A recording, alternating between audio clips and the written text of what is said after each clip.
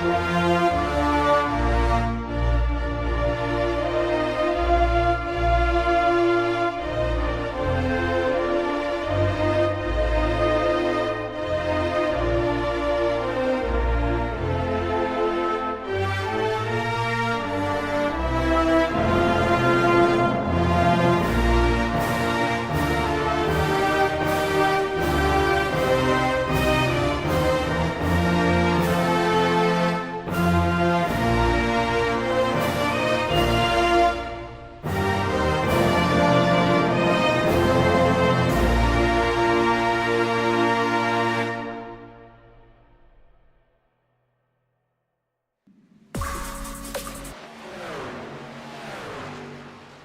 right, good afternoon all, and welcome to the IWM broadcast of the Levy Designs New Year's Clash here at Talladega. I'm your host here, Rick Souza, joined by my co-host today, that's Jeff Needy, and we are looking forward to a great truck race here at Talladega. Yeah, you're right, Rick. A lot of these drivers we have covered before in other broadcasts. Some of these are new names to us, but certainly not new to iRacing. A lot of experience out here today, and it's going to make for a very, very exciting race. Yeah, looking forward to it. We've got nearly, I think the count is well over 40, just shy of 50 competitors here, and it should be an interesting race. There are racers out here with tremendous iRacing experience. There's some notable names. Garrett Maines is one with an I rating of 9,300. There are others out here with similar talent. So we're expecting a lot of action here on this track. With this size track, the width, and these trucks, we expect to see these drivers 3 wide pretty darn quick. Yeah, I think you're absolutely right. When Jimmy Crow puts these races together, he always draws some seriously talented drivers, and I'm really looking forward to it today. I don't believe I have ever seen anyone with a 9,300 I rating. That's just incredible. Well, that's Garrett Maines. He's a well-known iRacer, and we'll expect to see him probably make his way to the front at some point for sure. So yeah, I would think so. Yeah, so we've got lots of other, if you followed us and watched other series that we have broadcast, you'll remember and know a number of these names as well. So stay tuned. It should be exciting. We're going to see if we can grab Jimmy Crow and see if we can pull him in to talk for a minute here in the booth with us. Jimmy always just does such an exceptional job of putting these races together. It's always a real treat to work with him. Hey, Jimmy, welcome to the broadcast booth. And hey, we're happy to be able to help you put this event together today. I appreciate having y'all on board. Appreciate IWM Broadcast Network calling this event for us. Appreciate you two gentlemen being in the booth calling it for us. So you've got a lot of well-known iRacers here today. Looking forward to any early predictions? To be honest, I'm just praying I get to watch the broadcast at the end of this. Y'all know how y'all know how I am. If that caution counts high, I ain't gonna be able to watch. And nothing against y'all. That's just how I am. I'm really just praying for a good race. You know, God, I appreciate everybody that's chipped in. I appreciate Levy Designs, Mac Tools, just everybody for throwing this together. Yeah, you got a lot of good racers in here. So you got Cody Goat and the little goat Sean Hill. They've been tearing it up here as of late. You got John Ward, I call him the Dragon Slayer. He was in a race with a bunch of pros, and he just mopped the floor up with them. So you got to watch out for John Ward. He's dangerous right now. He's big money. A lot of good racers, man.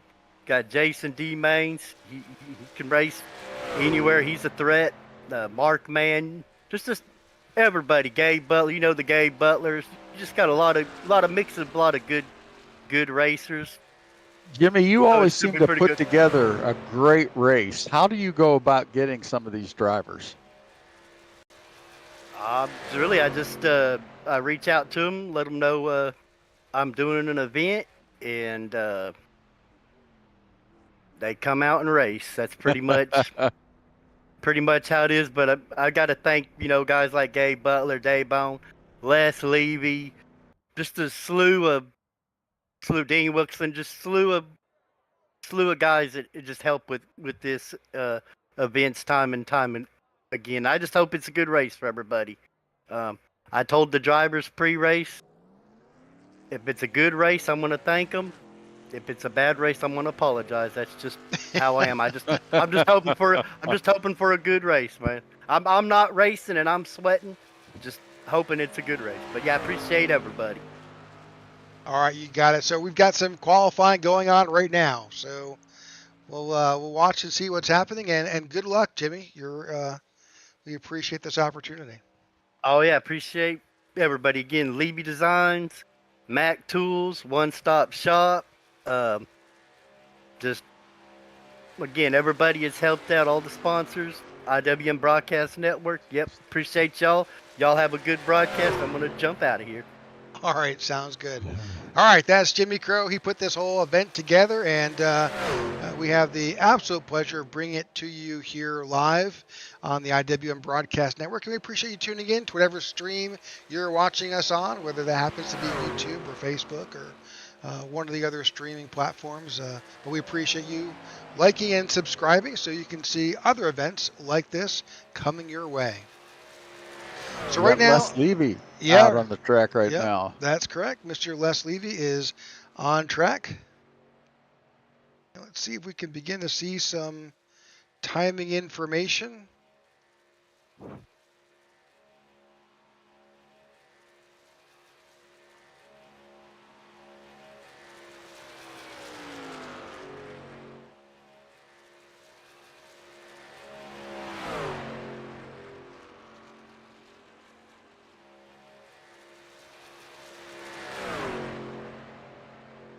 Still waiting for some times to begin to populate. This track is just so long. It just takes a while to get everything to actually cross that start-finish line and begin to see some times. There we go. We're beginning to see some times. And Mr. Les Levy has hit there with a 55.561. Obviously, some folks, you can see them populating up on top. Steve Korosek with a 461, tied with Cody Nagels. And Gabe Butler puts up a 455.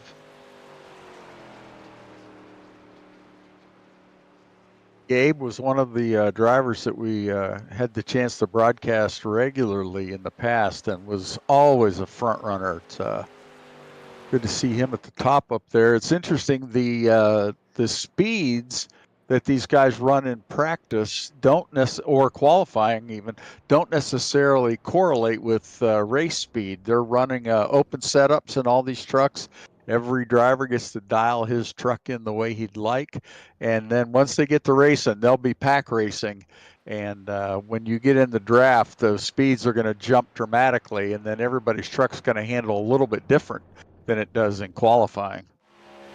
Yeah, for sure. So you're seeing, right now on top of the leaderboard, it's Gabe Butler with a 55.455, and I expect to see that we'll be around that 50-second flat mark, nearly 5 seconds faster once we are actually in the draft.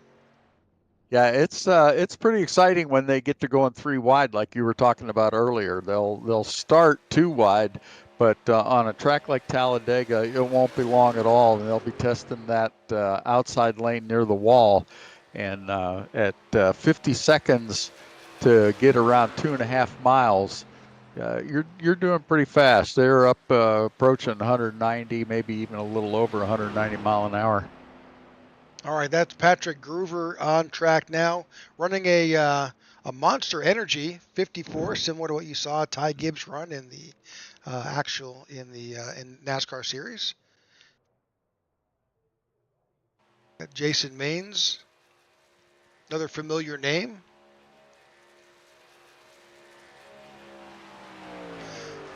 Really how you qualify, how you get your qualifying time done. A lot of guys actually decide to kind of wait back a bit and give a few folks a chance to go out. Others just are first on the line, ready to go out. But you can see the top 10 beginning to form up if you've watched before, Gabe Butler, Alex Hill, Korosek, Nagels, Maines, Hunter Reynolds, Kenneth McCullough, Anthony English, Ray Rittenauer, top 10. All right, and that's look how close they are, too. I mean, yeah. you're only talking 3/100ths of a second in the different speed between first and 10th. Well, it looks like we are ready to get this race underway. Let's bring up that race grid. And all right, let's go through it. Jeff, you want to start? Or do you want me to start? Sure. In the number 1 position, Gabe Butler in that 88 truck, Team Bootnox Esports. Alongside him, Alex Hill in the 77. Second row is Steve Korosek in the 27 and Cody Nagels in the 6. Jason Maines in the 12 truck. Sitting alongside him, Garrett Maines. I'm assuming there's a relationship there. He's driving the 1 machine. Hunter Reynolds in the 26 alongside Kenneth McCullough in the 03, followed by Anthony English in the 44, Raymond Rittenauer the second in the 87, and last on this spot in position 11, Dude Conrad in the 8, and Tom Dixon in the 411. All right, Charles Johnson in the 9 has the inside slot in 13. Dawson Wise on the outside in the 98. John Mulholland in the number 2 is in 15th position, and Aubrey Thompson is in 16th in the 38. Mark Mann in the 04 is in 17th, and Matt Swope is in the 82 in the 18th position. Zach Range in 19th, James Mayer in 20th, William Rice in 21st, Jimmy Crawford in 22nd, Patrick Groover in 23rd, and Harrison Whitehead in the 24th position.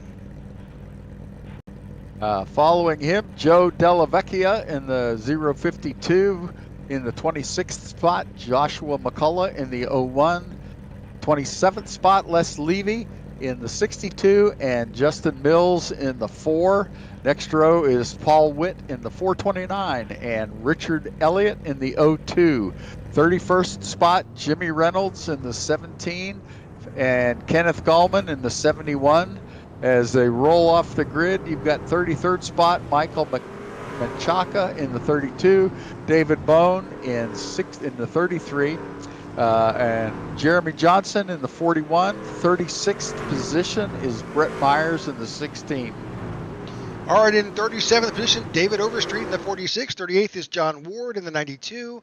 Dylan C. Jones in 39th in the 51, and Seth Groover, Patrick's brother, in 40th position in the 42. Sean Stevens in the 72 is in 41st. Heath Job in 42nd in the 760. Christopher McCullough in 43rd. Eric Laurie in 44th. Danny Barnes in 45th. Bob Fitzgerald in 46th, and Dean Wilkinson is at the tail end of the field in the 47th position in the 55. That's interesting that Dean Wilkins is in the last spot as far as the grid goes, because he was either fastest or in the top 5 qualifiers, or practice speeds. So it shows the Goya that it doesn't always translate. Well, he's also thinking there's 46 guys ahead of him. Maybe being in the back is not quite so bad, at least for a lap or two. Now, that's interesting. Let's just quickly go over the race information here. There's 80 laps. There's 1 quick repair, 5 sets of tires, which they won't use, 72% fuel, and 2 green-white checkers. It is here at Talladega. It is a beautiful 80 degrees on track, 77 ambient air, and we are about to go green flag racing. These are perfect conditions. I am looking forward to this. This start of the race is going to be exciting. You're going to see these guys just nose to tail and making a go for it. All right. Gabe Butler is bringing the field down. He has got that inside line. And it's all on Gabe. Start this event. Entering the Geico restart zone. And we are green underway here for the Levy Designs New Year's Clash here at Talladega. They all come across the line, starting lap 1 and keeping that field tightly bunched up. Love those in-camera shots like that. That's a great look at how close these trucks are actually running. We'll have lots of that coming up through the field as we begin to watch them coming down. And you're going to see a lot of that changing of lanes. That's pretty typical here at Talladega, especially with these drivers. As soon as we call out who's in the lead, that'll change in a heartbeat. It's hard to keep up with it. They change so frequently. And that's the best way to pass here, is by running in one lane, finding a gap, moving over to the other, moving forward hopefully, and then doing the same thing again. You're right, Rick. They'll change lanes frequently during this race today.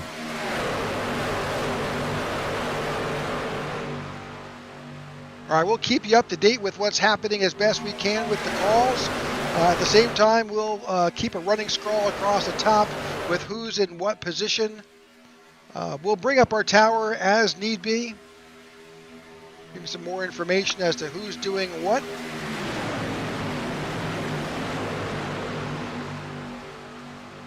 Let's bring in their car numbers so you can see just who is where. If you're following a particular driver.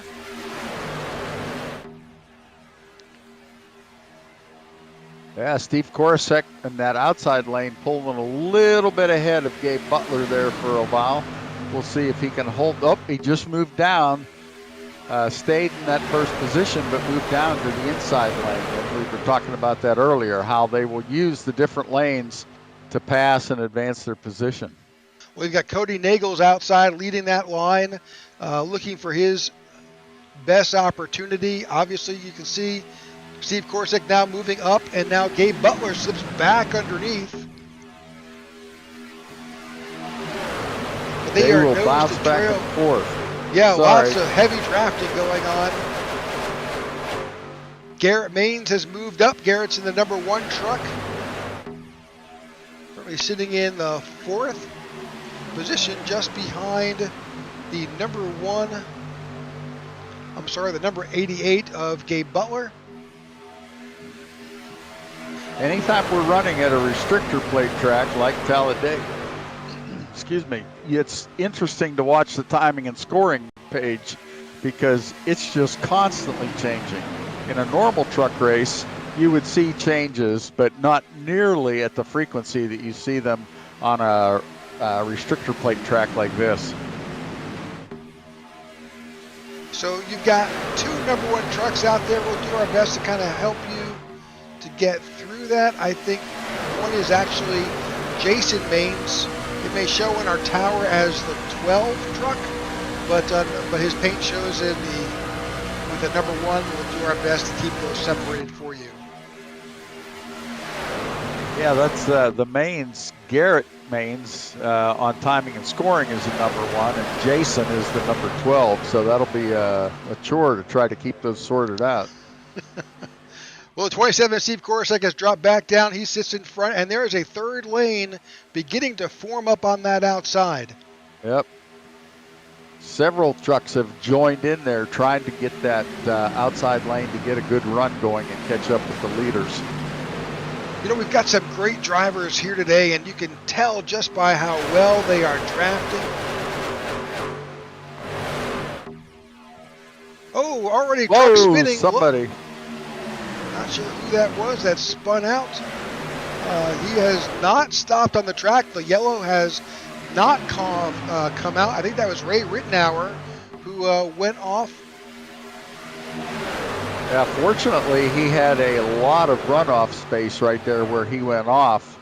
That probably allowed him to gather that truck back up and get back on the track. Now, if he can just get caught back up with the draft, that'll be interesting. Well, that's always part of the problem because you've got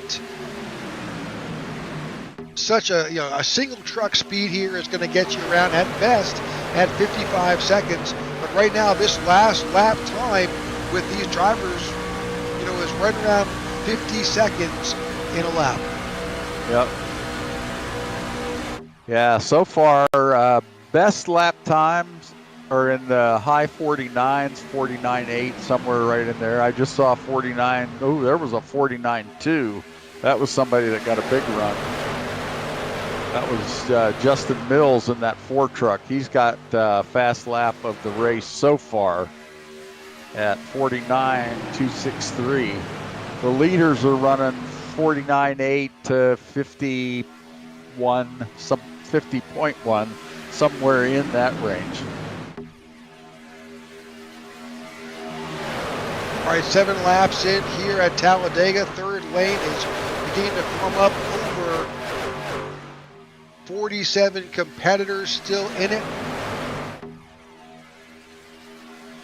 Yeah, we about 4 trucks in that, 4 or 5 trucks in that outside lane. It keeps changing, but that'll take a while before they get a lot of competitors up there willing to do that. Usually the top lane is the furthest way around the track, so you add some little bit of time just by virtue of being up there. But you can see right there, that Craftsman, that red and black truck, I can't see the number on it. That's the 03 of Kenneth McCullough. Oh, a little bit of contact with the wall.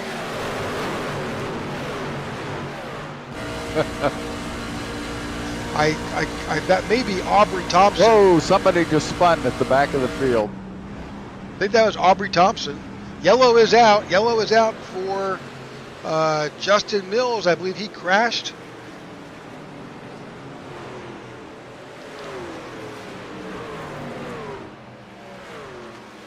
That brought out our Les Levy possibly involved. Let's see if we can bring out this caution. We'll try and bring up Mr. Levy here.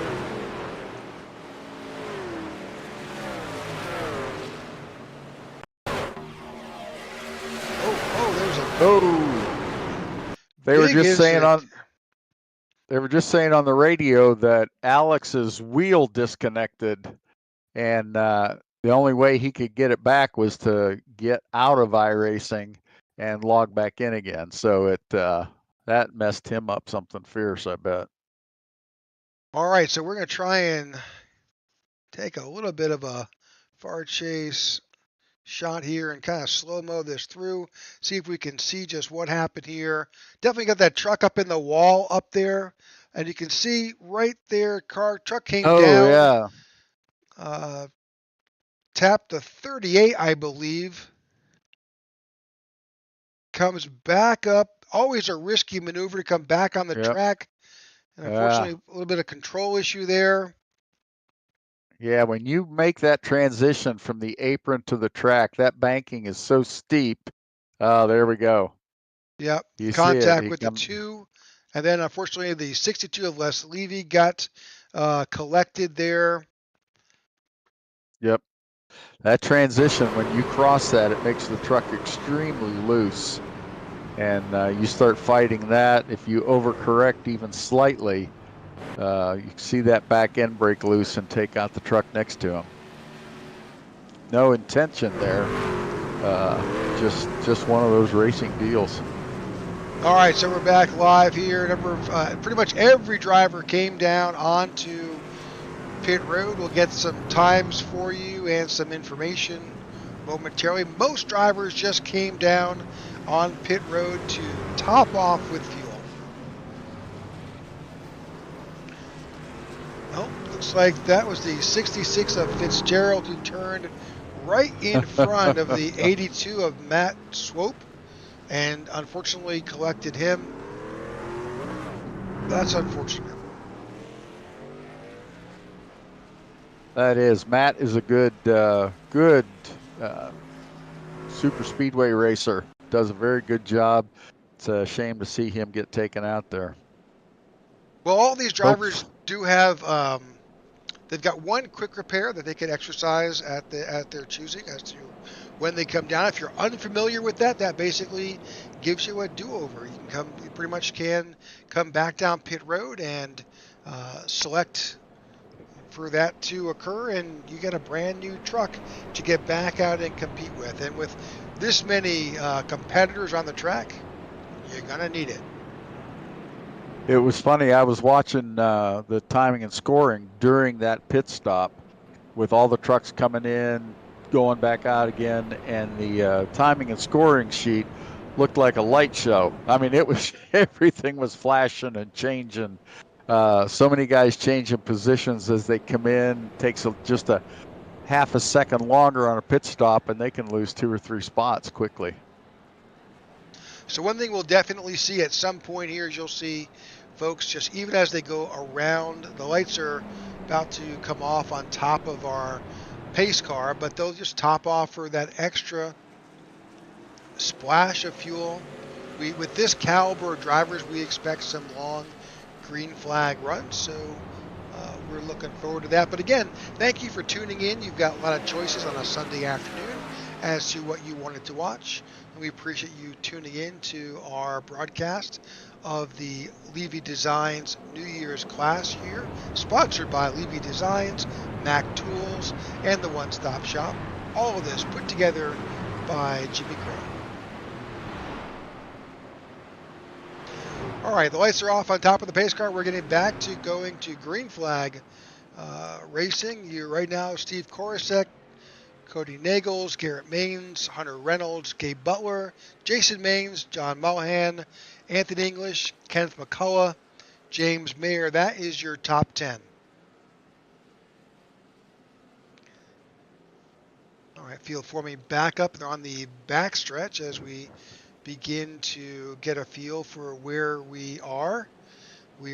This will be lap 11. We'll be back to green at lap 12.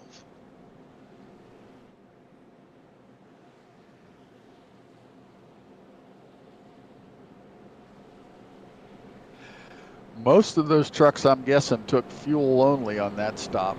You won't find tires wearing out very quickly at all on this track. There's not a lot of slipping and sliding. Number one, the turns have such a large radius that you're not scrubbing rubber off the tires in the turns nearly as much as you would on a short track or a very abrasive track. So you'll see a lot of fuel only stops. You'll see a lot of 2-tire stops. I don't know if we'll see any 4-tire stops. Do you have any thoughts on that, Rick? Yeah, probably not. I did see that there's only one competitor, and that was Christopher McCullough. I believe he was involved in an incident that came down and took all 4 tires. But everybody else, you're right. If anything, it was one side and fuel. So here we are about to go back to green flag racing.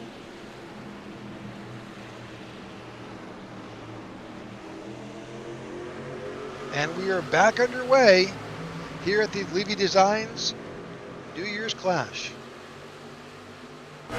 That front group is staying pretty much the same. They're bouncing around a little bit in position-wise, but so far we haven't had a lot of activity of the back coming to the front. But boy, give it time. There will be a lot more changes coming up here as everybody gets settled in, gets into the rhythm, and they start seeing who's a good pusher, who's good to push, and all of those things factor in and going through drivers' mind while they're going around this 2.5-mile circuit. Yeah, definitely. We're seeing a lot of guys changing positions, and the push is real. They are pushing all the way around this track.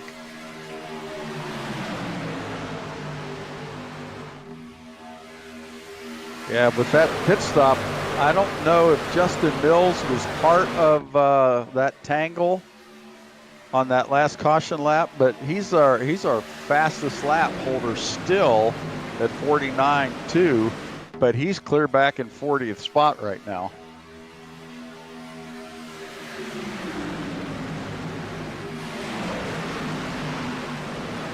I'm just going back. Yeah, absolutely.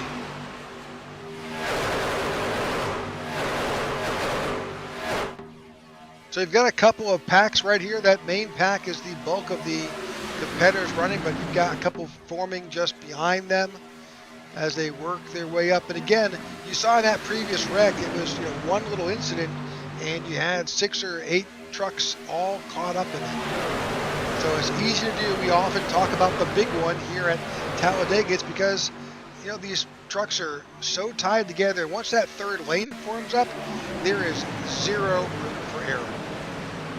You saw Cody Nagels slide up to that second lane there They had a run coming, and he wanted to be a part of that, didn't want to get past. Now the leader of that second run, is that Steve Korosek, I think?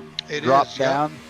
He dropped down into the first lane and ended up advancing his position there.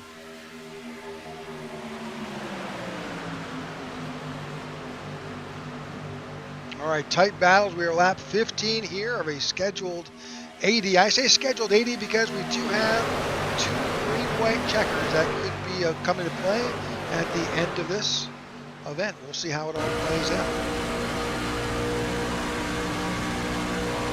It's interesting how long it takes these trucks to get up to speed, because we're on second or third lap from the green flag to restart, and they were running 54, 55 second laps that first time around. Now they're back up in that 50 category. So it takes the trucks a while to get up to speed. This track is really a momentum track, and you've got to get that momentum built up, and it takes a while, so you don't want to lose that momentum.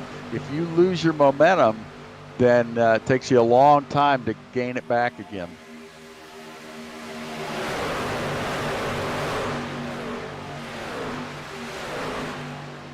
Looks like one truck running solo out there in that third lane. Oh, now he's joined. Wrecking, big wreck in the back. Oh, hard into the wall.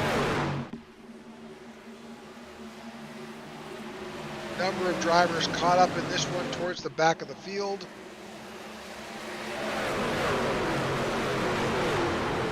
You hate to see that this early in the race. Lap 16, that's our second yellow. Second caution time. We'll get a chance. Rick's going back to find that wreck. Here it is. Up a little bit farther up. Yep. See if we can back that up and get a feel for just what happened there. Looks like somebody's into the wall there. That's the John Deere. Yeah. That's 071. That's Eric Laurie. 66. There's Bob Fitzgerald. Oh. There's a lot of action going on. It starts with, I could be mistaken, that green Mountain Dew truck. That's I think that's Harrison. I think that's Harrison Whitehead. Let's just play this up a little bit. Let's just see what happens here. Again, it's tight. So he gets a tap from behind. From the 7. And unsettles him. The 46 comes up and also gets caught up into the 7. So the 3 of them, and all of a sudden the 077 becomes a missile. Yeah, right, that there. 7 of Danny Barnes just set that off with just that one little tap. And then the chain reaction from that really made a mess behind him there. A few drivers kind of snuck their way through there. There's still more going on. Some more contact. That 077 thought he was done, but the 01 came up and caught him.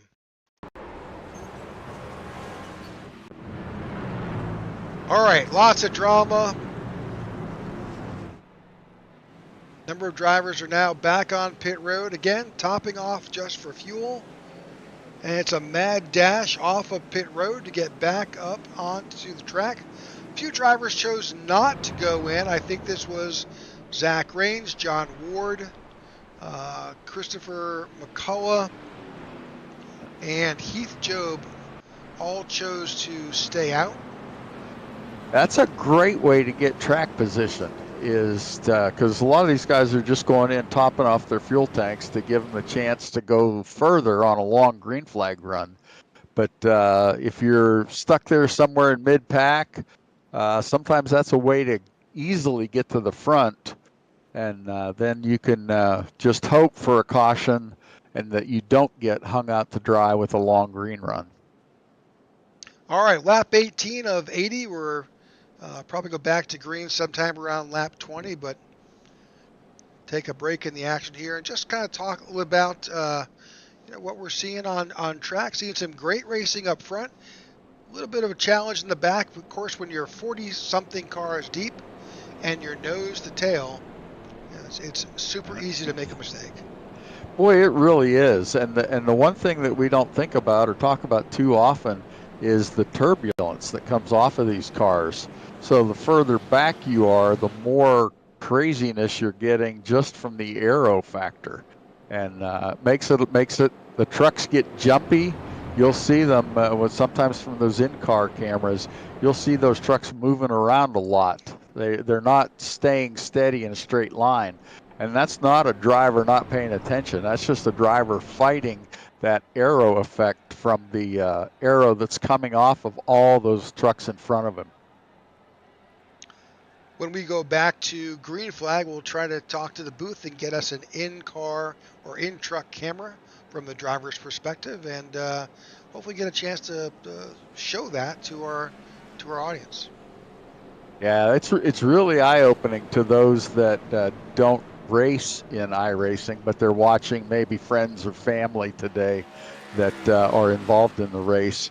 The concentration that it takes to run a restrictor plate race is so intense, and these yellow flags now are the chances that the drivers get to breathe a little bit, to stretch their neck, stretch their arms, get loosened up, because once the green flag drops, those guys are busy, and the mental fortitude that it takes is just staggering.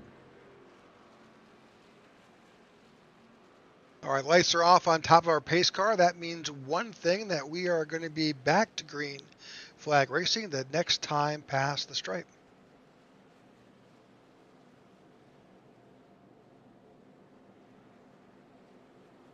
You can see the top 30 are shown there. Yeah, Zach Range, John Ward, Christopher McCullough, Cody Nichols, Heath Job, Jason Maines, Steve Korsak, Garrett Maines, Gabe Butler still up there. He was our pole sitter, and Kenneth McCullough make up the top 10.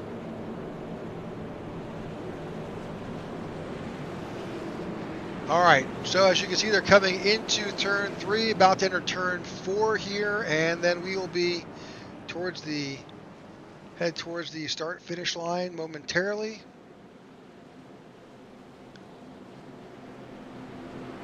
Heard Jimmy Crow talking to the drivers prior to the start of the race in a drivers meeting, and he really admonishes drivers. He runs pretty strict show, and he wants these guys to he does not want a wreck fest. He wants them to drive well, drive carefully, but drive hard, race hard. So we've got a couple of new faces up front. You've got Zach Raines, John Ward, Christopher McCullough, and Heath Job all running at the front right now. They chose to stay out, and we are back to green flag racing.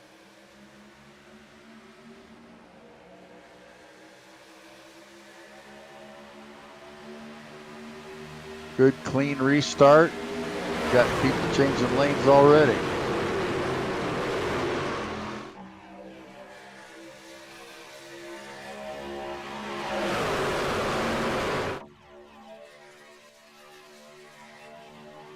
As we suspected. Good, solid racing.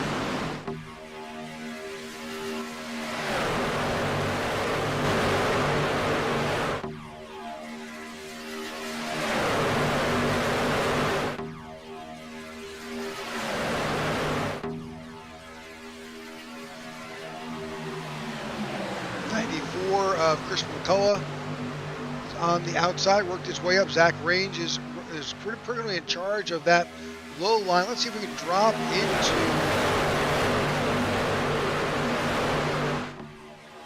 Garrett Maines' truck here as that third lane begins to form up.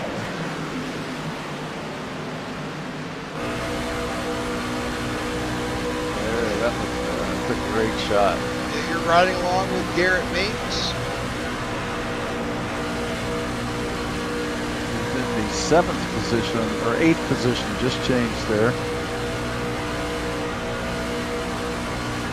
So the first thing that I see, that you see as a watcher here, an observer, is that there is not their field of view, their ability to see what's happening in front of them or behind them is severely limited by the fact that you've got a truck that you're so close to the truck in front of you, you can't tell what's happening in front of them. Yeah, that little sliver of view that you have over the top of the spoiler and through that back window shows you nearly nothing. So it's very, very difficult. That's where the spotters come into play. Some of these guys may have a live spotter. A lot of them are using the iRacing built-in spotter, and you don't get near as much information from the built-in spotters. So we are back. We are actually up to 3 wide here at Talladega. We watched Garrett Maines decide to drop out of line and run all the way up, and now he's leading that third line.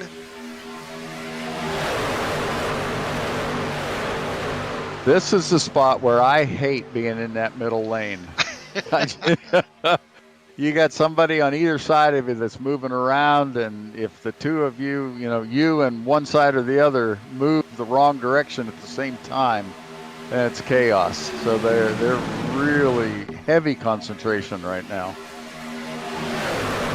We talked a little bit earlier about guys using that last pit stop as an opportunity to gain positions. Christopher McCullough is in second spot right now. He gained 41 positions by doing that, by not stopping and not refueling, just taking his opportunity to move to the front. And several other guys too. John Ward gained 36 spots. Heath Job gained 36 spots.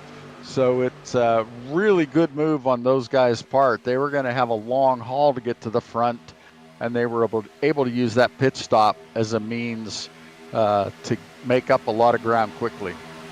It's also about timing. If they chose to do it early on in the race, that may help them if they stay up front. Of course, you don't want to get caught up in something big that could impact your running here as well. But what we see is what we expected. 3 wide racing, tight competition, drafting.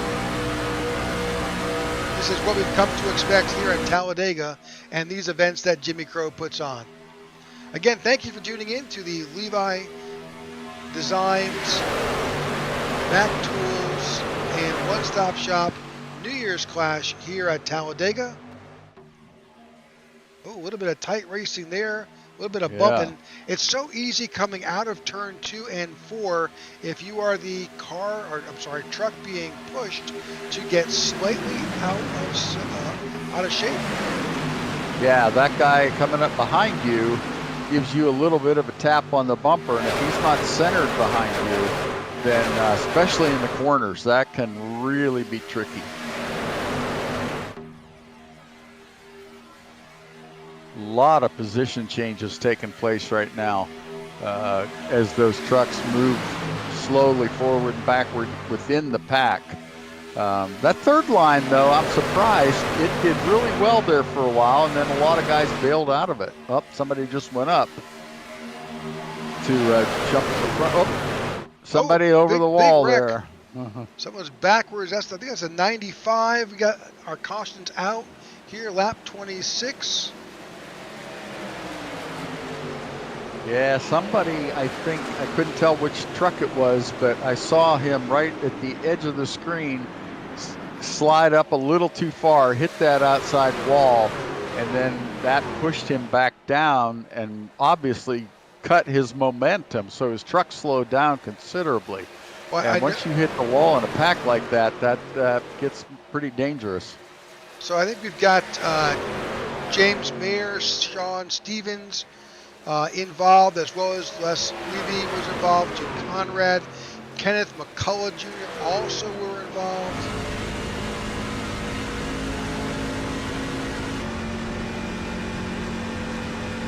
Let's see if we can go back and see just where the start of this was. There was let's back that up just a little bit.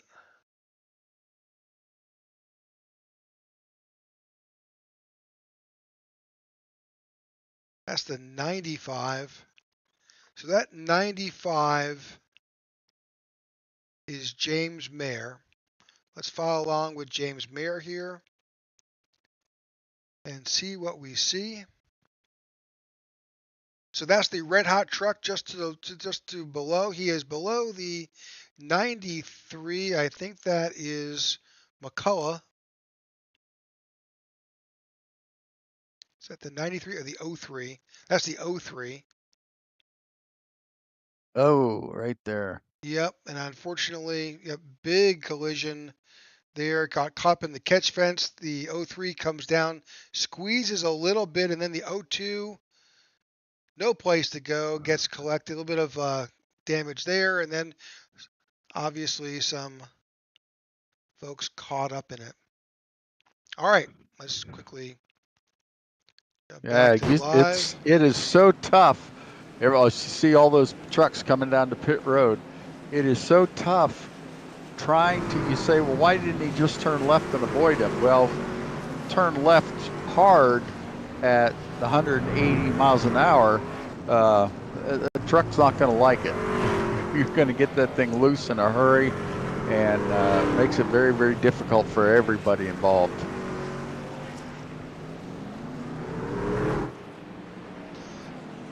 Okay, lap 28, we are under caution here for an incident towards the back of the pack that caught up James Mayer, Kenneth McCullough, Dude Conrad, Les Levy, all involved here around lap 27.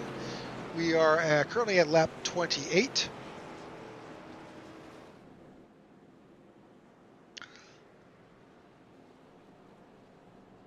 And this field is coming off of pit road and beginning to form back up. Well, 3 cautions, 28 laps in the books. That seems to be a almost one incident so far every 10 laps.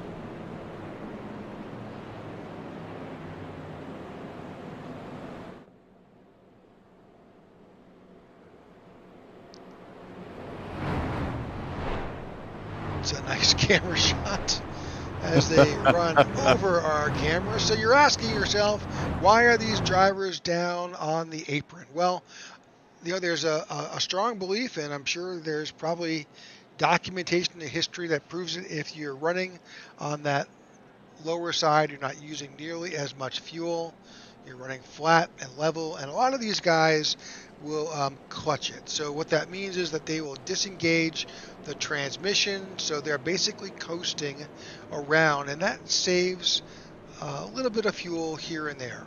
And you know, in this type of an event, every ounce counts.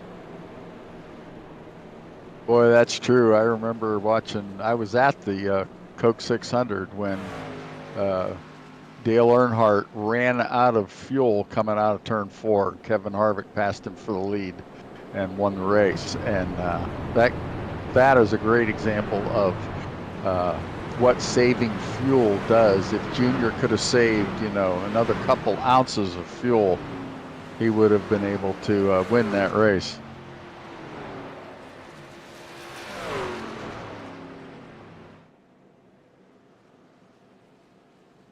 All right. So the lights are off on top of our pace car. That means we're going back to green flag racing momentarily. Again, thanks for tuning in to the Levy Designs New Year's Clash here, sponsored by Levy Designs, Mac Tools, and One Stop Shop. There's a lot on the line here for these guys. There's some cash and some prizes that are awarded here for those top 5 finishers, and a number of other awards that Jimmy has put together for these competitors. So we're hoping for some good finish. And again, at the end of the event, we will have those top 3 finishers with some driver interviews to get them to talk about their event and how it went for them. Yeah, that'll always enjoy listening and talking to the drivers afterwards. Looks like everybody pitted that go around, and you can see now that Christopher McCullough, John Ward, and a couple of those other guys that stayed out last time, now they're back on the same sequence as everybody else, and those guys are up in 5th and 6th place. So that move paid off for them big time. Saw our pace car drop off, and Garrett Maines is in charge.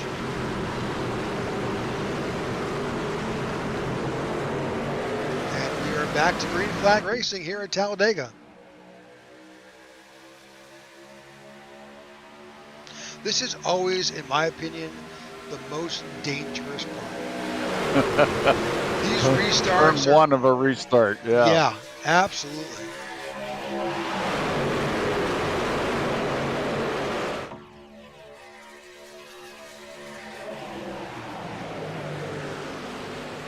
Yeah, look at that. I mean, they're just nose to tail, touching bumpers as they go through there. And some of these guys are doing it through the corner, and that takes some skill to be able to do that.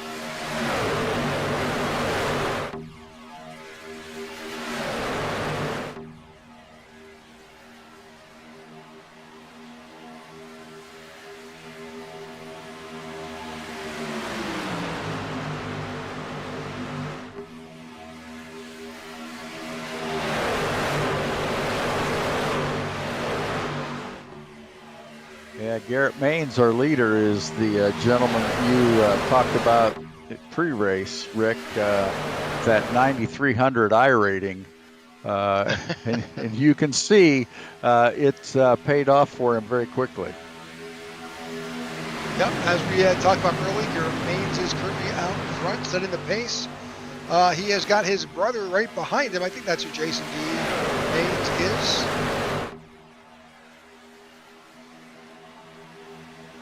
Yeah, as I look at the top 10 drivers, there is only one driver below 3,000 in I rating points in that top 10. So many guys in this race that know what they're doing, have been around a while, and have developed into being very, very talented competitors. Oh! Whoa! What a great save there by that outside line. I can't read the number on that car. I think that's Christopher McCullough in the. Okay. No, that's the 6 of Cody Nagels. He got a little bit of a bump from the 27 of Steve Korosek, but he saved it. No idea how. That was nearly impossible. Oh man, when you talk about a truck being sideways, that's about as sideways as you can get. And corrected it quickly. Got it back in line. Great job.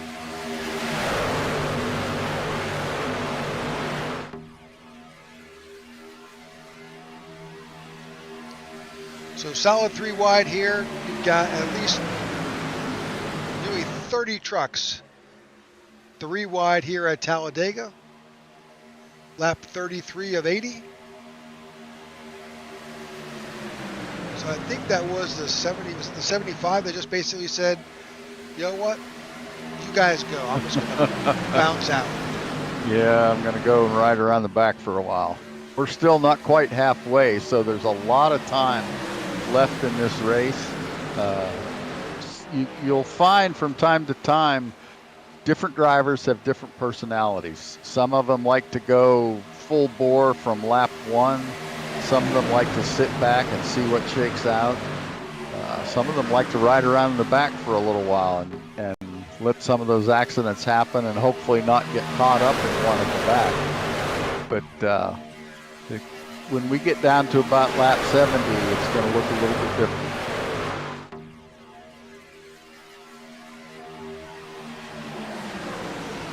All right, Cody Nagels is out there. He is in the 6 truck. We've got Garrett Maines up underneath him. That outside line's got the 27 of Steve Korosek. He's trying to get us back in front. Oh, and just as we said it, the 88 of Gabe Butler slips up front, and that's changed in the time it took me to figure it out. Aggressive move there from the inside lane to the middle. I couldn't tell which driver that was. That's one of the mains. Okay. So 94 of Christian McCullough is leading that lower line. He's got the 44 of Anthony English pushing behind. And I think they're about to come up on some lap traffic. This is always interesting when you're running 3 wide and you get to lap traffic. Let's hope this guy maybe gets down onto the apron, gives him some room. Oh, he went up to the wall. He's high. So you can go 4 wide here at Talladega. It is not easy, but that was awesome what he did. Great sportsmanship by that driver. He hung up high, maybe got a little bit of the wall himself, but he let these competitors slide beneath him. Yeah, the last thing any one of these guys wants to do is be the cause of a wreck, especially when you're running a lap down. That's just one of the hardest pills to swallow if you get it. And I've been in that situation before where you all of a sudden you've got people running for the lead coming up on you in a tight track and just no place to go.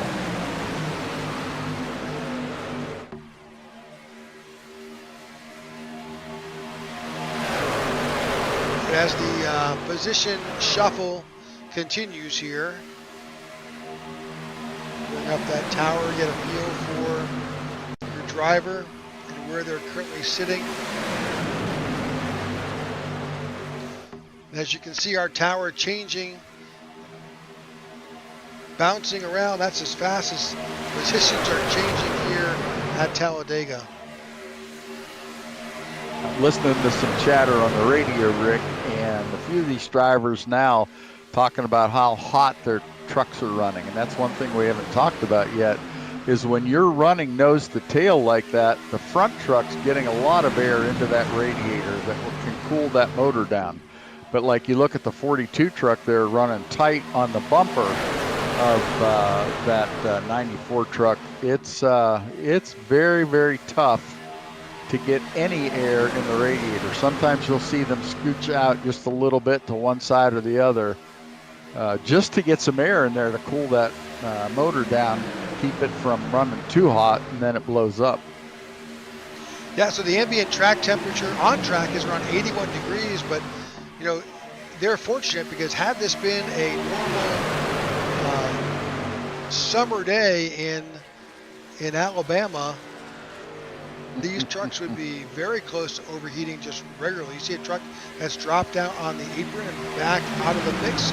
Again, this simulation is, it's if you're going to wind up overheating your engine will fail, and you will have to use that quick repair and lose potentially a significant amount of time if you can't make it back to the pits in time. That Monster Energy truck in the inside lane, just during that corner, right in the middle of the corner, he got that 42 truck, he got a little bit low, and I don't know how he managed to save that, because he was half on the apron, half on the track, and came back up and didn't skip a beat. That was some good driving right there. Well, and you'll know the name. So that 42 is a Groover brother, and he happens to have I believe his brother with him in the 54. So the 42 in that McDonald's truck is that's Seth Groover, right? And so the 54 is right behind him. Yep.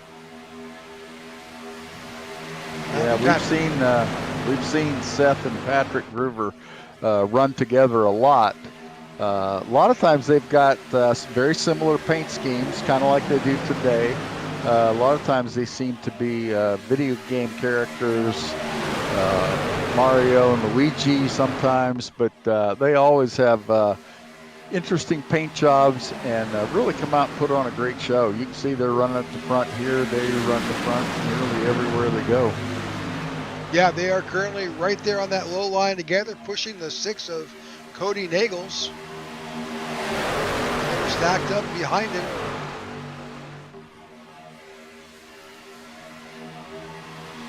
That center lane is Mr. Garrett Maines. He's got the 88 of Gabe Butler behind him. On that outside line, you've got the 77. A little bit of side damage on that 77 is Alex Hill. Alex has got the 760 of Heath Job behind him. and the 27 of Steve Korosek behind them.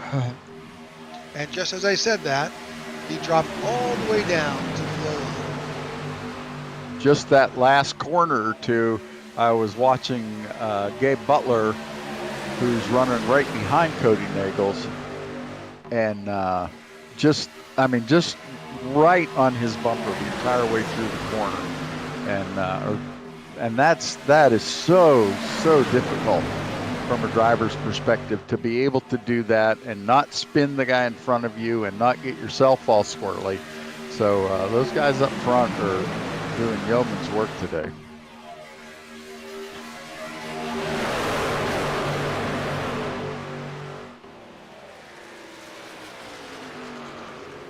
Just heard one driver that said he was going to drop towards the back. Yeah, here we are just past halfway point, and you know, we've only got a couple drivers who are a lap down. Delvecchia, Aubrey Thompson, Richard Elliott, Kent McCullough, James Mayer, and Danny Barnes. Only one retiree at this point. Duke Conrad is in the pits trying to get some repairs made. So you've got 40 drivers currently on the lead lap. Big shakeup in the front field.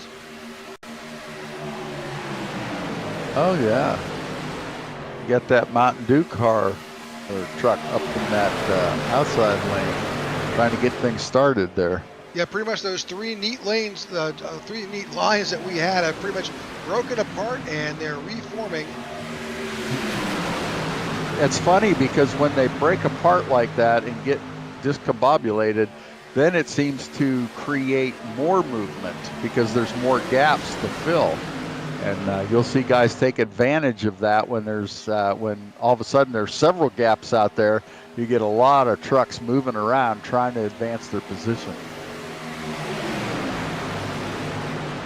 All right, lap 43 is in the books. Thank you for tuning in to the Levy Designs New Year's Clash here at Talladega, brought to you by Levy Designs, Mac Tools, and the One Stop Shop. Oh, contact! That 77 is wobbling big time. That 77 is right there in the middle lane, center lane. That's Alex Hill. That outside line is forming up. The 077 is leading it, of Harrison Whitehead. You see Gabe Butler leading that inside line. He was our pole sitter. Oh, he's contact. Back. Oh, wow. The two came down and doored the 88 of Gabe Butler. That two is John Mohan. Somehow Gabe saved it and continued on his way. One of the drivers behind him on the radio just came on and said, insane save, insane save. We've got a yellow flag here now. Oh, yellow flag. Jimmy Reynolds and Seth Groover were involved in an incident.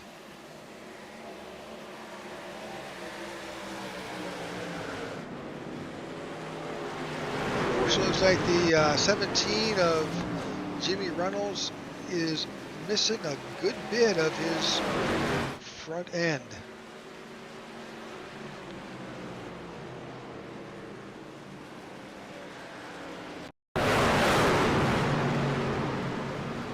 Whoa, let's back that up. Whoa, that was that 42 of one of the Groover brothers. Oh, no, they're not. That's 46. No, he's 42. Yeah, Seth Groover was involved. Let's take a look from the rear of this. Let's skip along here at a little bit slower speed. So the 42 is right there in the middle. He's got the one behind him of Mains. Looks like that outside line maybe come down, had some contact there. Yeah. And unfortunately, he's then collected the 17 up and in. Big contact up on the wall. 42 comes around. Looks like he may have how did they miss? Oh, and there's contact there as well. Yeah. I have a feeling he's going to need a fast repair if he has one. Quite a bit of damage there. 32 is still on its side. Yep. Wow. Yep. There, finally gets back on all four. All right. Caution's out on lap here, 46. Definitely contact. A lot of action towards the back of the pack. Number of drivers involved. You got Jimmy Reynolds involved, Seth Groover, Michael Mencheka involved. You saw some other drivers with some incidental damage. The Reynolds truck has got the biggest amount of damage on it. He's missing his whole front clip. And we're going to stay focused on Jimmy Reynolds here and see if he uses his quick repair, if it's still available. There, you see it? He did. You saw that truck just kind of pop back in. And, I really like the fact that they allow a quick repair, one quick repair in this contest, because a lot of times, and you've seen it several times here, where somebody gets caught up in something not of their own doing and just makes a mess of their race. Well, they've got at least one chance to get back to normal and get back in the hunt again. all right, so it looks like Garrett Maines will be in charge of this restart when it does happen.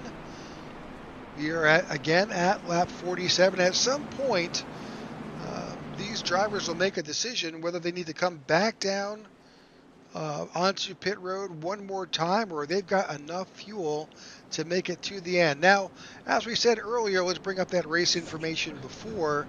They've got approximately 72% fuel. Now, I'm not exactly sure how that translates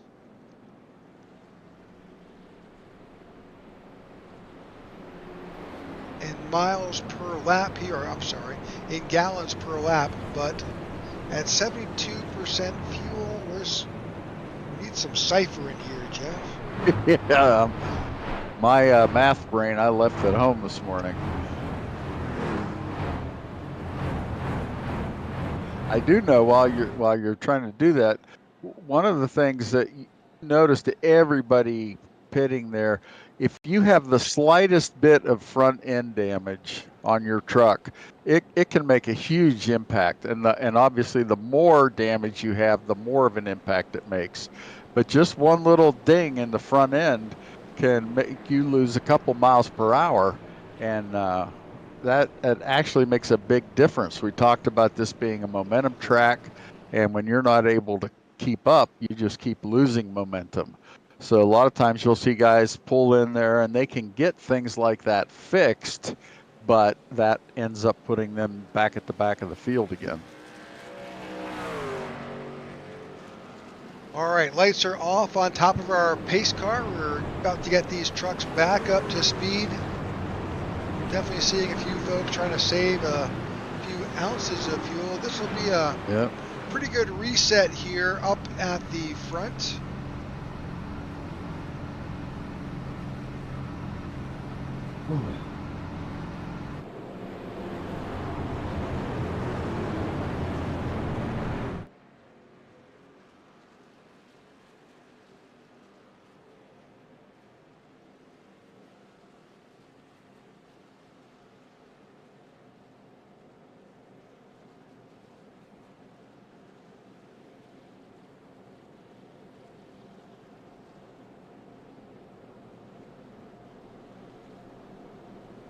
A little bit of confusion out there with the drivers right now on who should have gotten their lap back. With the lucky dog rule, the first person a lap down when a caution flag comes out gets to pass everybody and get their lap back as long as they were not a part of that caution. And there seems to be a little confusion out there right at the moment as to who that was and who it should have been. So our detail says it's either got to be, I think it was Patrick Groover that may have been, or Aubrey Thompson. I'm not sure. But right now I've got the last person on the lead lap is the 54 of Patrick Groover. Okay, and Richard Elliott was on the radio saying he was told he had the lucky dog, but then it made him wait for everybody. So I think because he entered a closed pit. Here we go. Back to green. Yep, the 27 of Steve Korsak was in charge of the restart. And we are back underway, back at green, lap 49. Just 30 laps to go. And you've got familiar names up at the front. Korsak, Maines, Mohan, Gabe Butler, Hunter Reynolds, Alex Hill, Cody Nagels, Anthony English, and Zach Range. That's your top 10. And I think Patrick Grover may still be in the pits. Oop. Oh, no, now he's out, and he is the last. Just updated. He is the last car on the lead lap. We were correct on that. Aubrey Thompson is in the lucky dog spot right at the moment. First car, 1 lap down.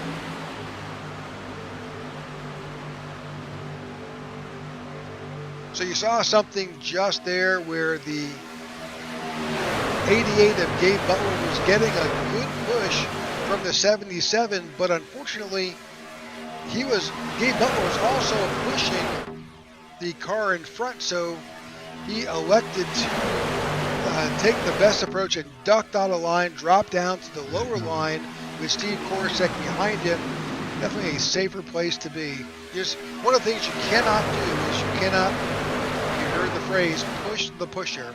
You have got to give that car the freedom to push or to back off. And you can, as the third car in line, you can take advantage of the aerodynamics and suck up right to their bumper, but just don't touch it.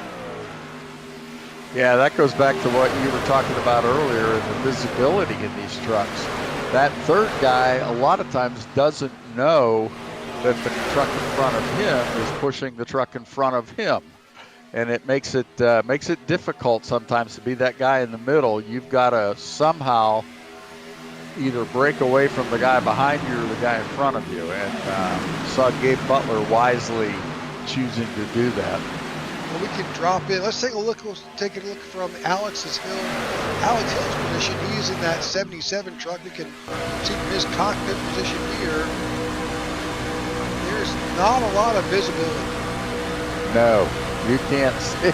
You can see his rearview mirror and just a sliver above that spoiler. These drivers sit so low in these cockpits that it just makes it so difficult. You can see a little bit of that roof line, but caution is out again on lap 52. Got some activity up in that outside wall. Yeah, there's a lot of cars involved. Let's go back.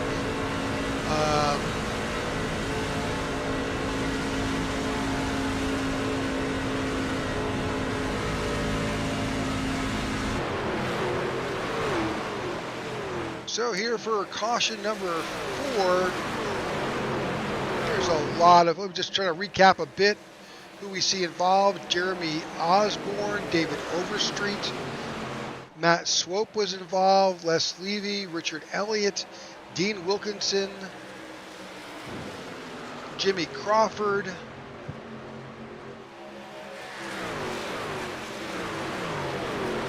I'm trying to grab Matt Swope here. See if we can back this yellow flag here. Let's back that up just a bit because it happens right in front of us.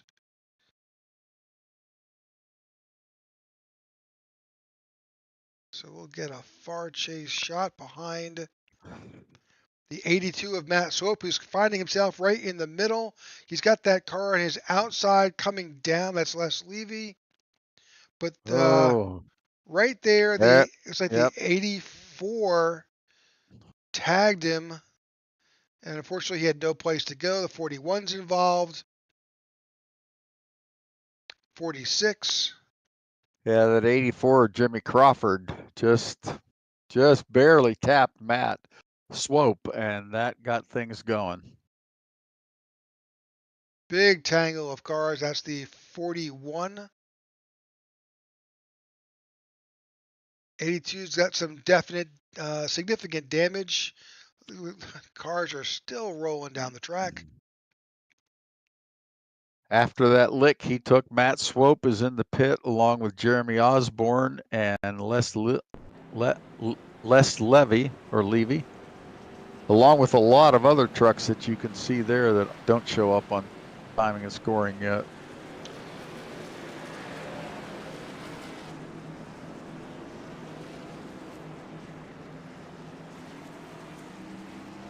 Yep, Matt's been in for a couple of minutes now. He probably had already used his quick repair early on in the event. Yeah. And unfortunately, he is going to wind up having to try and make repairs there. Same with Jeremy Osborne in that 41. He's been in about the same amount of time Matt has. And it, yeah. So flag is out. The yellow is out for our 5th caution of the night here at Talladega in the Levy Designs New Year's Clash, sponsored by Levy Designs, Mac Tools, and the One Stop Shop. So Heath Job is currently showing as the control car on this restart.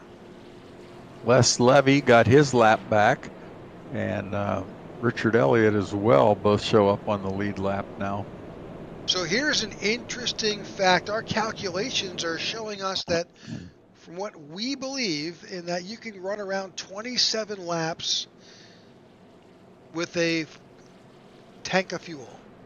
Now, interestingly enough, that means that last stop could potentially be your last stop of the night. Now, as we've seen, this is our 5th caution after 54 laps. There appears that there may be time to come down at least one more time. But the top 6 competitors did not pit. Ooh. That's interesting. They chose to stay out. They stayed out and they pitted on lap, 3 of them on 46 and 3 of them on 47.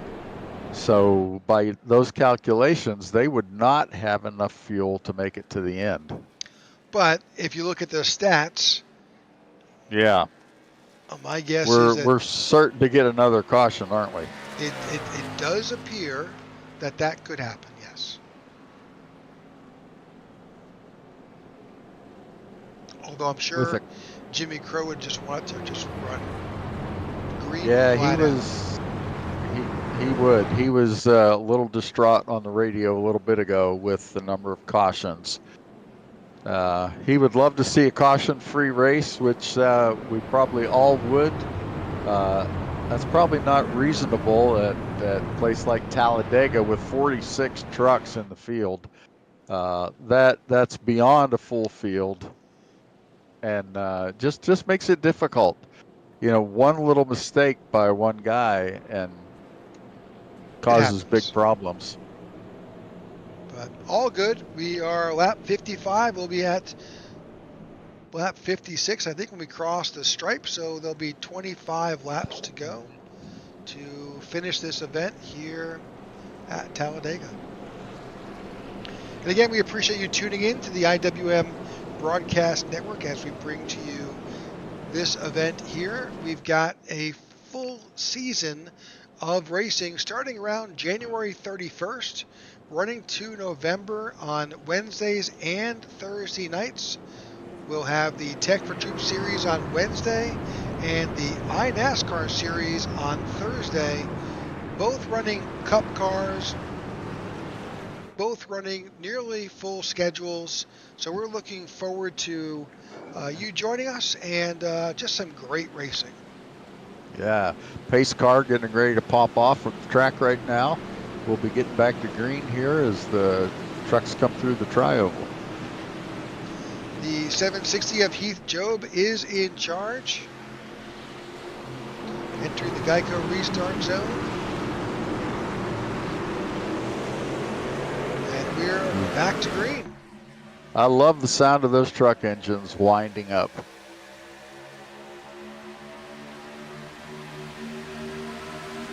.760 gets a big push from the number 2. Oh man, you got the pusher pushing the pusher again there. That inside lane. I'm not sure who that number 2, that of course that paint scheme is a little bit different than the number on the tower, so we'll try to get up with you and figure out just who is in that number 2 truck. Got the 92 of John Ward behind. With the 4 of Justin Mills, maybe? It could be the 4 of Justin Mills, you're correct.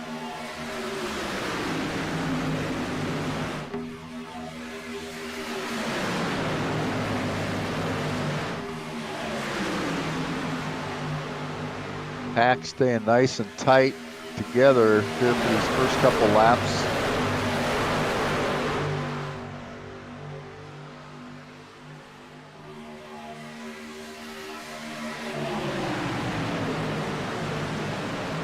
Jason Maines on that outside line. Good.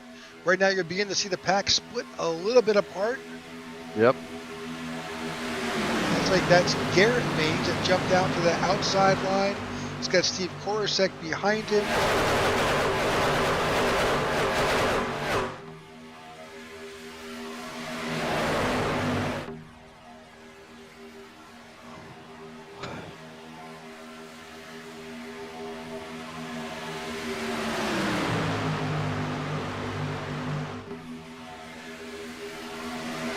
23 laps to go here at Talladega. Oh, tight racing going on up front. That third lane is starting to make a run for it here. And then as soon as we say that, the leader of the third lane dives down to the second lane. Yeah, it's and musical keeps the lead. Yep. Yep. So that's a 77 on the outside. That's Alex Hill. He's the leader of that third lane.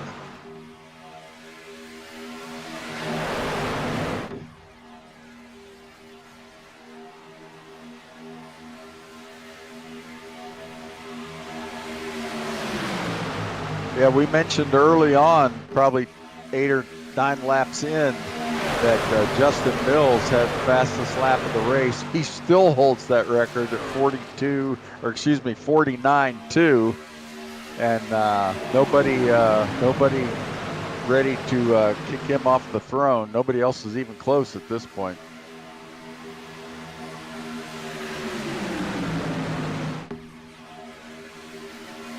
Oh, contact up front. He saved it. That was Alex Hill. I think they're wrecking. Now they're going. Yeah.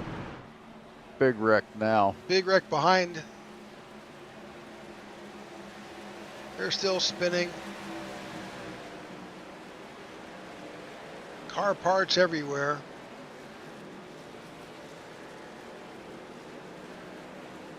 That's the 071 of Eric Laurie. He has got the most damage. That engine's about to expire, and he's got nothing left on that front clip.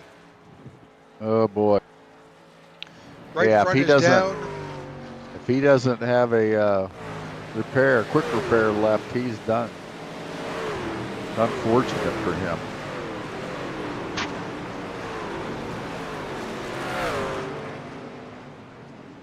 I expected to see him enter the pits, but I think he missed the entrance. He's going to try and make his way around. That may be a challenge with the amount of oil that and damage that appears to be on that truck. That is our 6th caution flag of the race, coming on lap 59, just as they were about to hit lap 60. Let's see if we can go back. There's going to be a lot to watch here, I'm sure.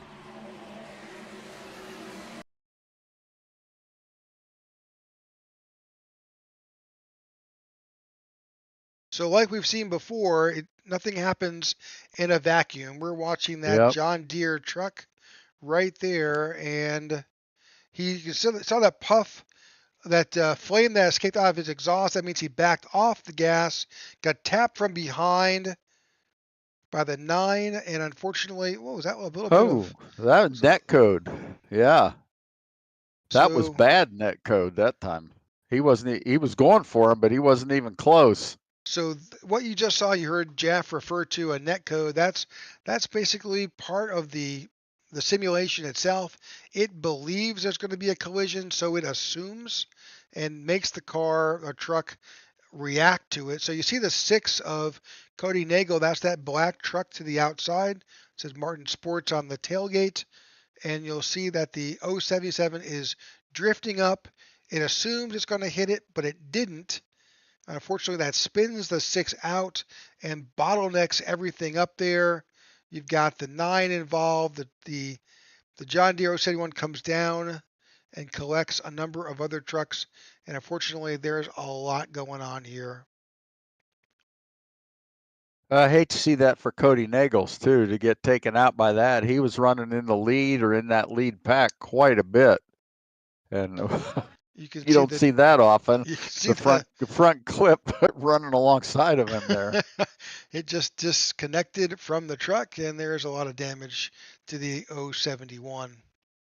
Yeah, he's going to have to get that fixed with a quick repair, or One of the things you can see right there in that image, though, is the incredible amount of detail that iRacing has embedded into this simulation. It's not just a truck. There is all that interior mechanics. You can see components. You can see the alternator on the engine, the frames. Everything is there. Pretty amazing. Absolutely. All right. Unfortunately, Eric is in the pits, and I think that may be the end of his day with the damage that occurred in that incident. But getting back to where we are, with 20 laps to go, Steve Korosek is staying out and will be shown right now the truck who will be in charge of this restart when we come back around.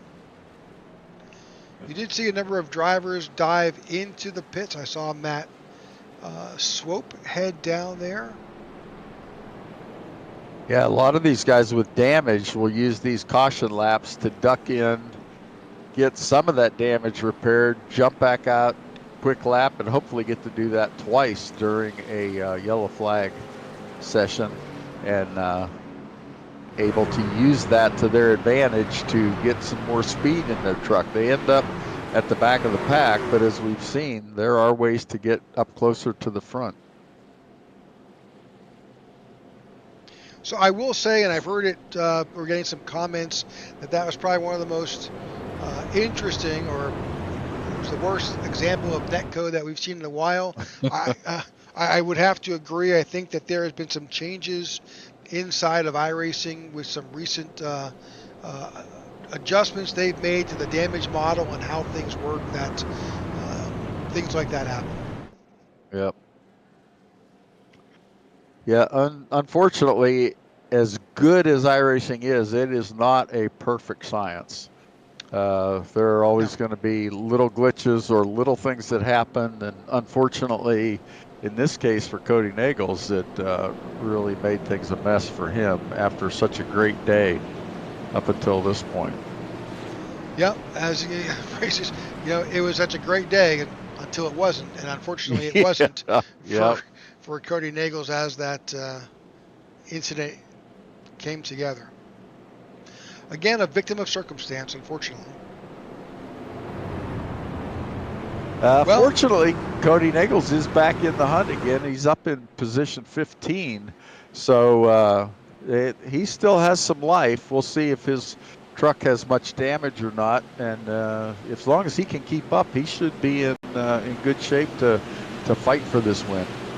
So the 043 is shown up front. Steve Korosek to the outside. I think that's Zach Range, who is kind of in charge. The scoring tower shows him as 049. The mark on the truck say an 043, but tomato. It is what it is. All right, you saw the 27 of Steve Korosek drop down to that low line and leave that line. And now these guys, they've got enough fuel. They're probably thinking about how to finish. Yep, 18 laps to go. They're not going to be thinking about going to the back or taking it easy. They're going to be thinking about, how do I stay in the front or how do I get to the front? One or the other. I think some of these guys up front are trying to figure out, how do I stay up front? Because it takes is a tiny bump, a little move, a little nudge, and you will find yourself not in the wall, but not in the running. Yeah, for sure. You see some of the names that we've been talking about up there in the front pack. Garrett Maines is up there in that one truck. Gabe Butler in the 88 has dropped back to 12th, but we've seen him go up to the front pretty quickly when he wants to. Alex Hill now in the lead in the 77 truck. A lot of movement, but there's a lot of battling yet to go with 17 laps before we finish this race. Anything you see now, anything you expect, any position you think that driver has a lock on, rethink it, because it's all going to change. Nothing is going to be the same. This will not be how they finish. They're still trying to figure out how they get back in line. As you can see, they're ducking in and out and changing spots on the fly. I think this has to be one of the most taxing races on a driver, because there's so much you have to process in a split second or even a tenth of a second, where you're trying to decide, do I push? Do I let somebody push me? Do I change lanes? How do I stay off the guy in front of me, or how do I push him? Just so many split-second decisions that you have to make constantly. How many hundreds of those decisions during one lap, and then try to do that for 80 laps. It's very, very difficult, and these guys, for the most part, make it look easy. Some of this stuff it almost comes down to an instinctual response, because there's nearly no time to figure out what's going on. Boy, that is so true. A lot of times you're not thinking, you're reacting and anticipating, like you said, being able to see what the trucks in front of you are doing, and then being able to visualize what that is going to create and where you can take advantage of that, or where that's going to hurt you. You've got Dawson Wise in that 98 truck up front, not front, but in the top 10 now. Dylan C. Jones also up in that top 10. Caution's out again. Caution is out. Yellow flag has happened. Bob Fitzgerald, I think, was involved in something. That truck is underway. But yeah, once again in the tri-oval area, things get messy through there. It's easy to get a good run, and sometimes somebody doesn't know how good of a run you have, and they inch over, and all of a sudden there's a little tap, and it creates a mess.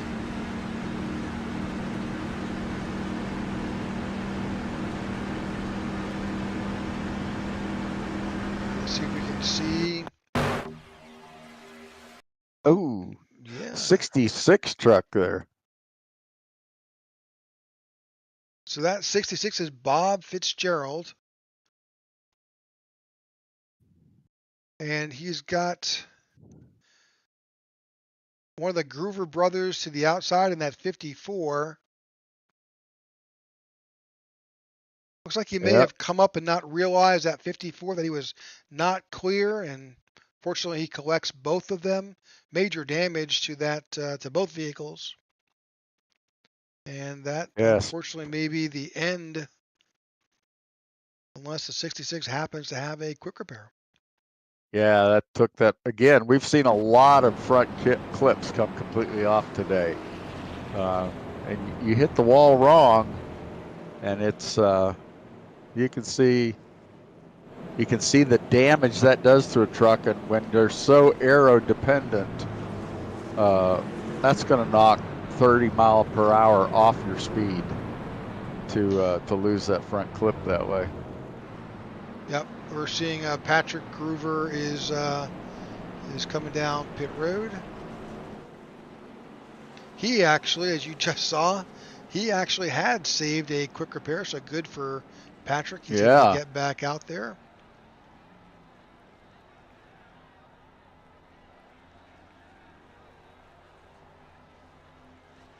All right, 13 laps to go. You're currently looking at our, I think our 7th caution. Yep, it is our 7th caution of the day. 13 laps to go here at Talladega. So these guys, as we said earlier in the broadcast, they're not worried about fuel at this point. They know they can make it with what they've got from the previous fill up on lap 60. It's more just how you finish.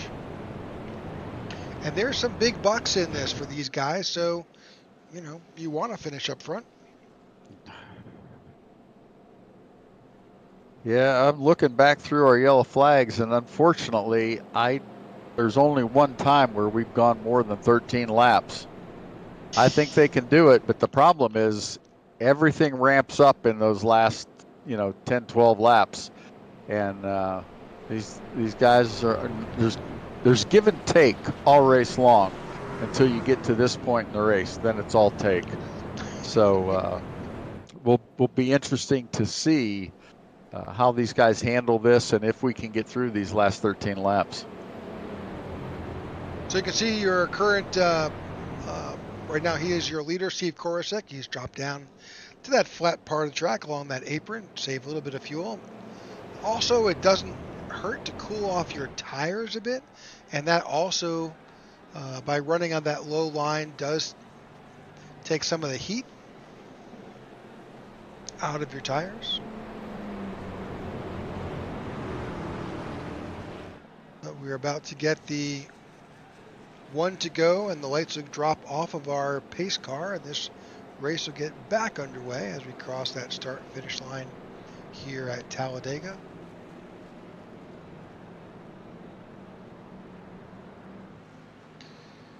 All right, 12 laps to go, be 11 at the stripe. We can do that. We can make it all the way. I'm believing with you. All right, again, thanks for tuning in to the IWM broadcast of the Levy Designs New Year's Clash, brought to you by Levi Designs, Mac Tools, and One Stop Shop. And again, as we said earlier, all of this would not be possible without the incredible hard work of Jimmy Crow Jr. putting this together, getting all these great drivers to come and race here on Sunday night. And you can see how difficult it is when you've got this talented of a field and we still have more cautions than we would like to see. So it's very, very difficult. You add to the fact there's 46 trucks in this field, which is a full field plus, and it just makes it more difficult on these guys.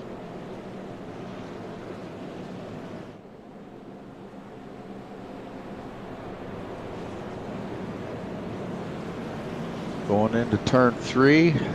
They'll go through turn 3 into turn 4 and then the tri-oval, and then we will be back to green with 11 to go. We have 12 to go right now. When they cross the stripe, it'll be 11 to go. And I'm with Rick. I think we can do it.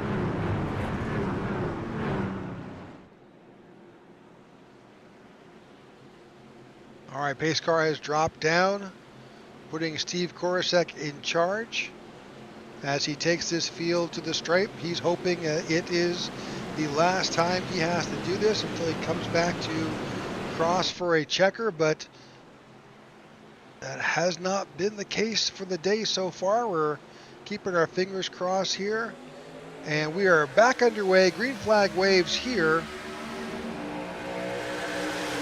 at Talladega. Good clean restart by these guys. Those both lanes stay pretty well in formation going into turn 1 and turn 2.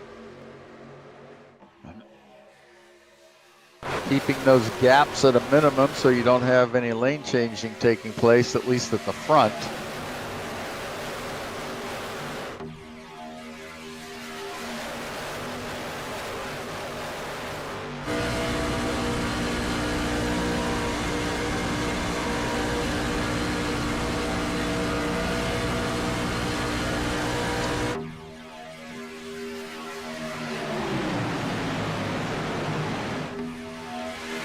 Tight field as we make our way to the 10 laps to go. Oh, contact, middle of the front field. Oh my, here we go, there we go. Caution's coming back out. It's got to. Brent Myers has crashed. Caution has not come back out. David Bond was involved.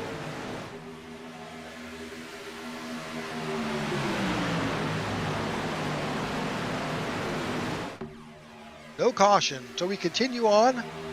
10 laps to go. Alex Hill to the outside. 98 of Dawson Wise is leading that low line. He's got the 2 behind him of John Mohan. 27 of Steve Korsak is on that outside line. The 1 of Garrett Maines behind Korsak. Jason Maines behind. Oh, a lot of lane changing happening as we're watching. Scramble continues. It's getting racy now. Everybody's fighting for that spot. You see him going 3 wide, which annihilated that inside lane. Everybody went to the outside, and it hung a few of those guys out to dry. 98 dropped down in front of Steve Korsak. That 98 is Dawson Wise. That allowed that middle lane to stay up there. Oh, a little bit of almost contact. Contact. There's contact. Yep. Oh, it's a 760, I believe. Could not hold it. Caution is out. Caution is out with 8 laps to go. That 760 was involved in that wreck. That is Heath Job. He's now into that inside retaining wall, and he toes to the pit. Let's see if we can go back and grab. Oh, that is our 8th caution. And unfortunately, that took place up near the front of the pack. That was exactly at the front. And unfortunately, you can see that the 27 of Korsak was also involved. The 760, McCullough was involved. Looks like the 1 is going to get involved. I think that's actually the 12 of Jason Maines, but we'll just kind of back this up just a little bit. So right from there, you can see there's beating and banging going on. Oh yeah, look at that. And so right there, that's the 2, and he saves it. Everybody else saved it. The 27 saved it, but then the 51 tags the 760, takes him into the 27. The 94 is collected. The 1 is then collected as well as parts begin to fly. I've never seen a car in the catch fence. Yeah. On top of the wall. Everybody dives low. Fortunately, that 760 is coming down the track. Everybody gets around him. That was super close. And he is up against that inside retaining wall. There you go. That is a shame to see. We were so close to the end. I think 8 or 7 laps to go now, so probably about 8 or 9 when that caution came out. And so close, but so far. Likely go back green with maybe 4 laps to go. And so it's going to be a sprint to the finish. You'll see guys saving fuel here, doing everything they can to make sure they've got enough to not only get through the regulation 80 laps, but also to handle a few more caution laps and a green-white checker, so 2 additional green flag laps. So it's going to be a tight. These guys will be, let's see, the leaders last pitted on lap 60. So they're going to end up being over. Well, they should have enough. With some of these caution laps, then yeah, they'll be in good shape. Yeah, I think Matt Swope got a lap back. I saw him going around. Yes, he was the first car lap down, so good for Matt. He's only 1 lap down now. He was 2 at the time of that caution. Okay, so let's just kind of recap as to where we are. We're under caution. We are currently in our 8th caution of the day. Alex Hill is currently scored as the leader, and he will be the control car on this restart. My guess is we've got one more lap under caution. That's 6. We'll go back to green with 5 laps to go. If I remember correctly, Alex Hill was our outside pole at the start of the race. So he has fared better than Gabe Butler. Gabe's still in contention. He's in position 10 right now, but he hasn't been advancing as quickly as at least that I thought possible. So it could be that he's got a little bit of damage from one of those incidents that we saw. A couple of notable names. You've got John Ward. He's currently showing in 5th. He is plus 32. Dylan Jones in the 51. He is plus 34 positions. These are some hard chargers who have come back up through the field. Joshua McCullough up 18 spots. He is in 8th. And Harrison Whitehead in the 077 up 14 spots. He is sitting in 10th.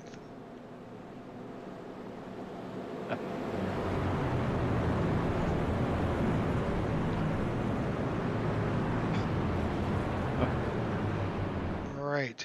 Listening to Jimmy Ward on the Jimmy Crow on the radio talking to John Ward. It's they're having a funny dialogue back and forth, talking about making it through that last incident.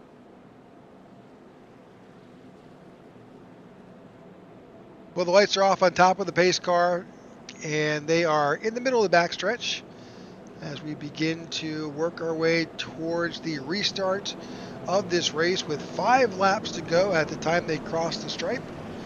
Again, Alex Hill will be your control car. To the outside is John Mullahan.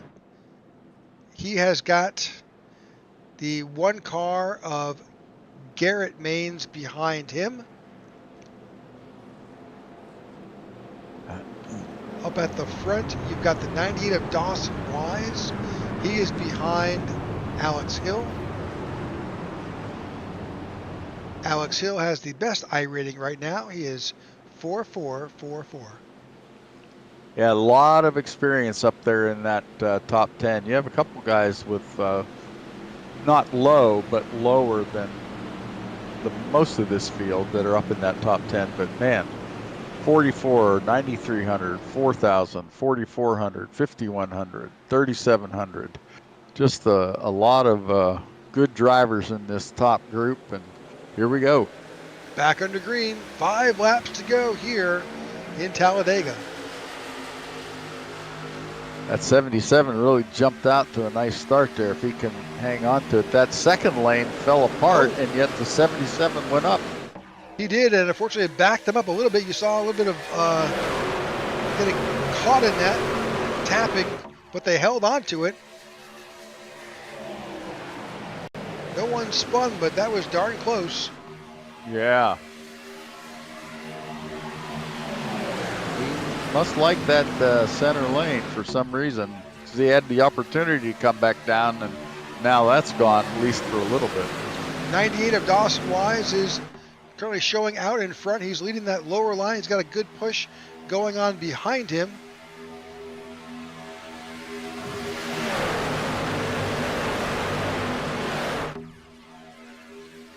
Oh, contact. Can they hold on? They do. Oh. They do hold on. Hang on. They may not stay this way. More contact. More contact. I have no idea how. Well, we lost it. It was close. It's like Kenneth McCullough. Yeah, there was a little. Sorry, I don't know if that looked like retaliation or somebody's upset about something, because there was a lot of banging around there. I'm not sure if that's where the wreck happened. Let me go back and I show Kenneth McCullough. See if we can go back and see just. I mean, granted, there was a ton of beating and banging and a lot of fabulous saves at the front there, but this may have been at the back of the pack. As we look towards the field, Yeah, there's all Right there yep. it is. That's the 41. 2 incidents. Getting moved by, I think, the 16. I could have that number wrong. Yeah, I think we had 2 separate incidents there, didn't we? We did. This is what brought out the caution flag, the 03, the 16, and the 41. It's like Matt Swope just got right underneath that wreck, did not get caught up in that. But what we saw at the front was just amazing.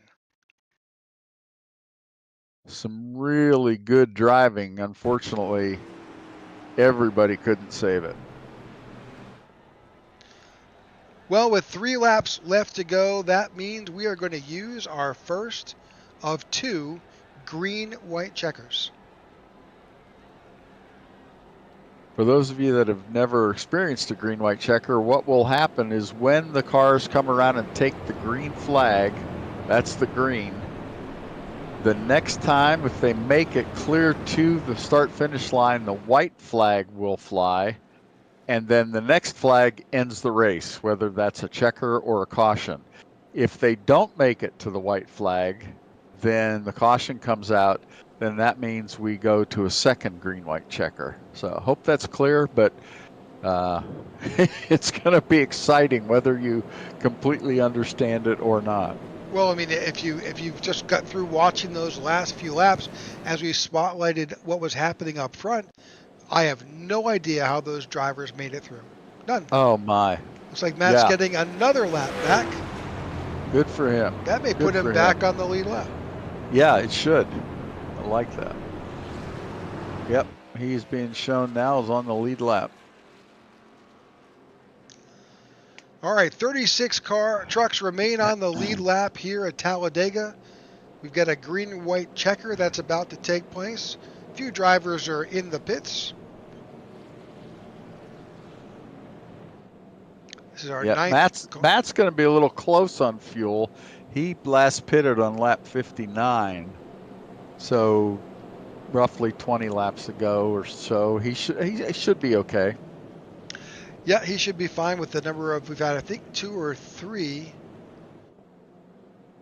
caution flags since that time. Yep. So how we restart, the 77 of Alex Hill will be in charge.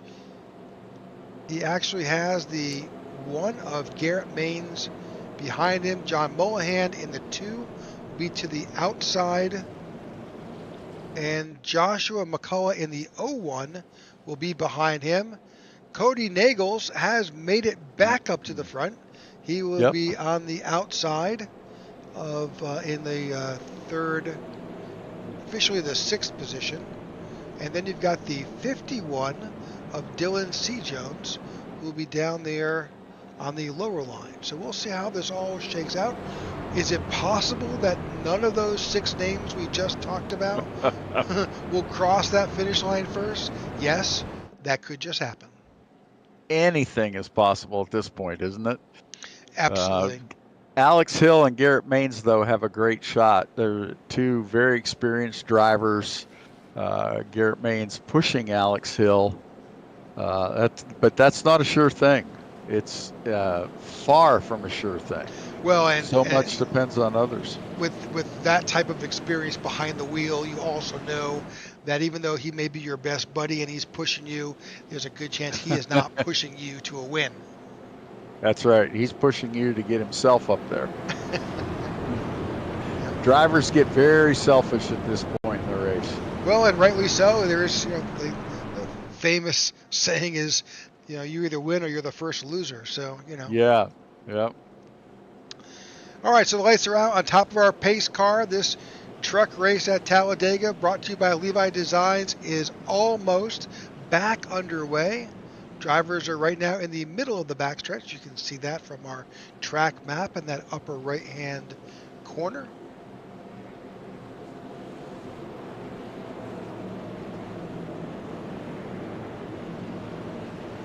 Like what Joey Logano says about someone accused him of being selfish. And he's in reality, in real life, he's one of the most generous people.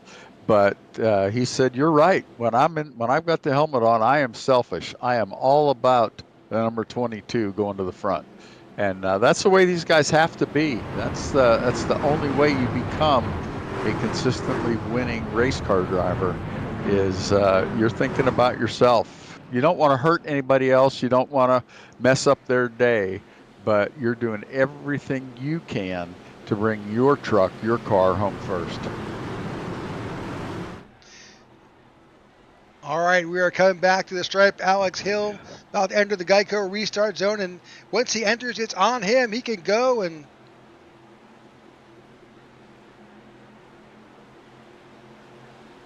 we're now officially past the scheduled finish of the race. Great start by the 2. Wow. Got a big jump. Yep. Well, now they're catching it now. You get that 77 and 1 teamed up, and then you got I think it's is it the 2 or the 51 that's pushing them? I can't see the numbers very well. 77-1 and the 51 are on that low line. We've got to make it around 51. Clear to finish this race, or else that caution's going to fly and we'll start this all over again. Coming through 3 and 4, headed for the tri-oval. They got to get past the start-finish line, like Rick said.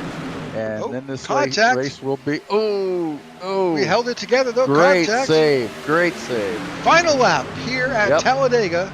Oh, we're wrecking across the start-finish line. Lots of damage, lots of going-ons. But we'll try to catch up with that later. Big mess. Lead pack is still holding it together. This is where the action is. This is where it counts. This is what matters. They are now in the middle of the backstretch. They're going to let them run to the finish. Well, white flag is out, so it is what it is. Yep. The 2 holds on. That's John Bohan. He is holding his spot. Dropped down from the high line to the low line. He's in front of the 77. 01 is on the back. That's Joshua McCullough.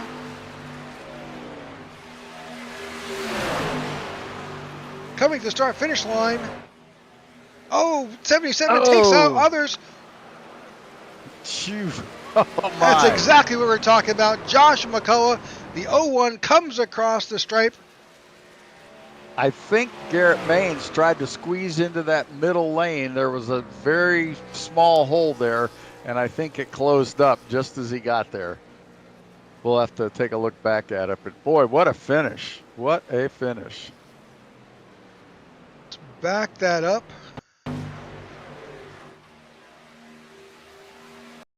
Let's go from behind. Let's do a far chase here as you can see the beating and banging door to door. There's that hole, and you'll see, you see the one truck trying to get in there. There he goes.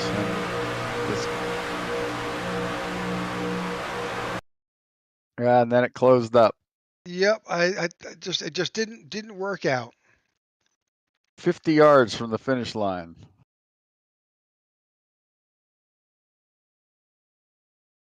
All right. So Josh McCullough is your winner.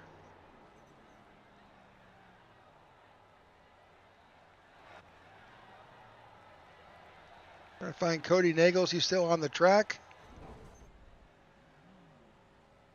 I think he's just tearing it up. He's the only driver still on the track. There's a few other drivers going around.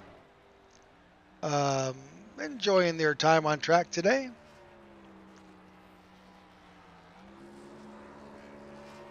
All right, let's get to the results.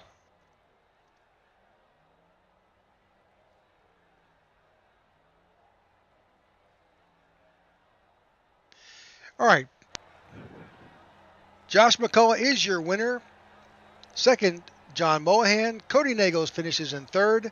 Alex Hill is in fourth. Harrison Whitehead in fifth. Garrett Maines finishes in sixth. Seventh is Dylan C. Jones. David Overstreet in eighth. Dean Wilkinson is in ninth, and he started last in this race. He came all the way from the 47th position. 10th is Charles Johnson. 11 is Jason Maines. Jimmy Crawford is in 12th. Kenneth Gallman in 13th. Steve Korosek in 14th. 15th is Mark Mann, followed by Christopher McCullough. And in 17th, Hunter Reynolds. One of the interesting things is those first few spots were just separated by like less than 0.2 of a second. I mean, it was very, very, very tight. Patrick Groover is in 18th. Matt Soap finishes in 19th. Aubrey Thompson is in 20th. Justin Mills finishes in 21st. Dawson Wise, 22nd. Sean Stevens, 23rd. Les Levy in 24th. And Gabe Butler is in 25th. 26th is Michael Menchaca. James Mayer in 27th, followed by Tom Dixon and Bob Fitzgerald. 30th is Zach Range, followed by John Ward. 32nd, Anthony English, followed by Seth Grover and William Rice in 34th. In 35th is Jimmy Reynolds, Richard Elliott in 36th. Heath Joe finishes in 37th. Danny Barnes in 38th. Brett Myers in 39th. Ken McCullough in 40th. In 41st, Jeffrey Osborne, David Bond in 42nd. Eric Laurie in 43rd. Paul Witt in 44th. Ray Rittenauer, 45th, Joe Dellavecchia, 46th, and Dude Conrad finishes in 47th. All right, so we're expecting any minute to, and there they are. We'll bring in our third place finisher, Mr. Cody Nagels. Cody, welcome to the broadcast booth. How are you guys? We're great. How are you? Oh, not too bad. Was mid-pack, it felt like, with 10 to go, and found a spot. Yeah, you got wrapped up in that one collision, and we kind of thought your day, at least I thought your days were numbered at that point, but boy, you did a great job to rally from that. Oh, I appreciate it. Had 3 teammates, Dawson, Alex, and Steve, that was all dicing it up front, and I was like, man, I feel like the weak link in this race. I don't like this too much. Gonna have to grind this one out a little bit. And then a wreck happened, and Steve got caught up in it. And I think I restarted 8th. Like, all right, I guess me and Steve flipped. So bad luck for Steve, but yeah, we got a couple cash spots as a team, and we're able to take away a little bit of money. You know, didn't get the win, but I didn't really see a scenario there toward the end. I mean, I think Alex could have got it done, but I don't see a scenario where I personally could have won the race, because Josh McCullough had a teammate behind me, and I think they had 3 of their cars up there, and it was just didn't have the numbers to really get it done on my end. So I'm gonna be very happy just to finish on podium in this one. Well, I tell you, for the not the last, so prior to the last caution, there was the most incredible amount of door slamming that didn't bring out the caution going on in those top 8 cars. It was crazy. Well, that's the thing I always tell Jimmy, and he's going to be upset, of course, because yes, caution count was a little high. I understand that.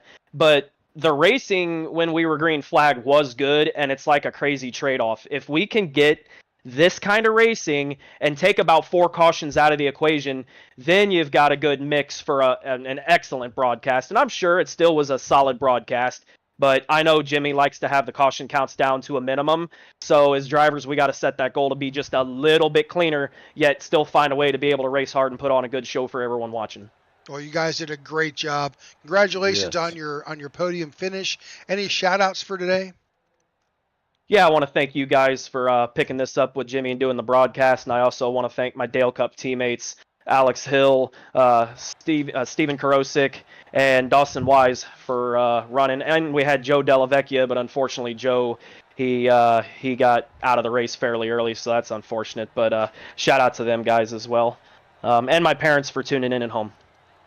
Good deal. All right, that's Cody Nagels, who finishes P3 here at the Levy Designs New Year's Clash. And let's go ahead and bring in our second place finisher.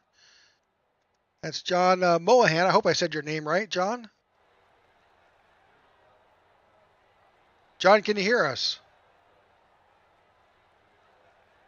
John must have taken his headset off, I think. John may have ran to a bathroom break. Let's go ahead and see if we can find Joshua McCullough here. See if we can locate Josh. Yeah, Josh is our winning driver. Great job in that 01 truck. Here with us here as we try to search out and see if we can locate.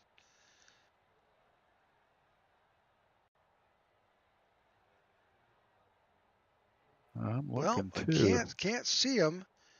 I John, see a couple other. John, if you hear us, we're in the broadcast booth. Please chime in.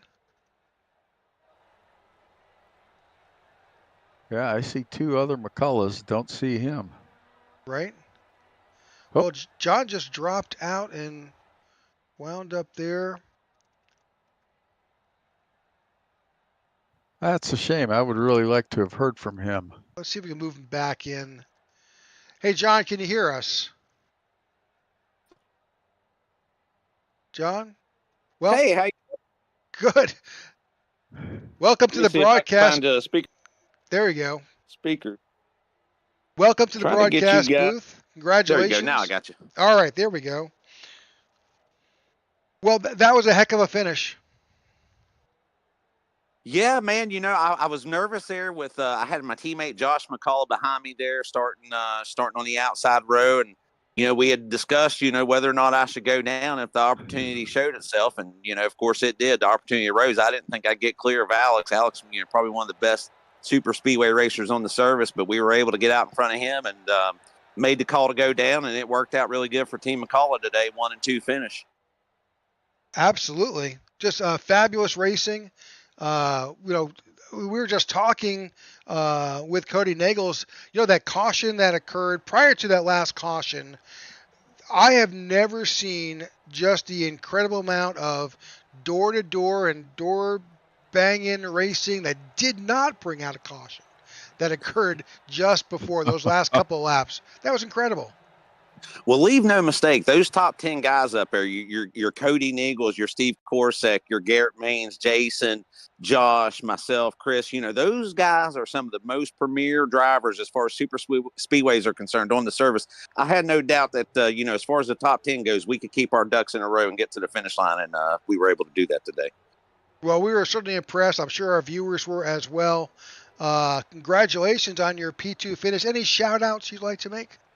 Oh, yeah, absolutely, guys. First and foremost, Jimmy Crow for putting this on. Obviously, you guys up in the booth, everybody over at Canal Valley Key and Fob and Will Jewelry and Loan, my sons, Carter and Jackson, and my fiancee, Brittany. I really appreciate it. And everybody over at Team McCullough. All right, congratulations. That's your second place finisher. Is it John Mohan? Did I say that correctly? Yes, that's it. Excellent job. Perfect. Okay. So I am looking for Josh McCullough. I can't seem to locate him in the Discord.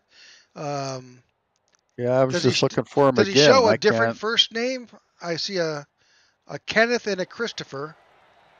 I think they have him maybe as it should just be Josh McCullough, but it's hard to say with him. He's he was very excited there after that win, and he probably got up to celebrate with his father Kenny, who was also in the race. It's hard to say. Okay. All right. Well, again, thank you very much, and congratulations on your P2 finish, and hope to see you again. Hey guys, again, really appreciate it, and I'll looking forward to seeing you on the next one. Congratulations, John. Thank you. All right. So we'd love to have Joshua McCullough to join us here in the broadcast booth, but I don't see him anywhere. I'm still looking. Let me see if I can grab Jimmy Crow and bring him in to the booth. Jimmy just did such an outstanding job putting this race together. We're so thrilled to be a part of it. Absolutely. Well, Jimmy, we were looking for Josh McCullough, but I think he may have done this. He's off doing some private celebrations right now. Yeah, he dropped the mic. He was so excited. He's probably running to Mickey D's to get him a Happy Meal or something after that big win. But hats off to Josh. He's a youngster. He's rambunctious, but he was really good in the race, and he did a really good job, and glad he won. I just wish, me, I wish the cautions would have been a lot less. Coming in, realistically, I was thinking 5, but Yeah, we were talking about that, Jimmy, and even though the caution count was high, I think we ended up with 10. or 9, excuse me, 9, there was still some amazing racing out there.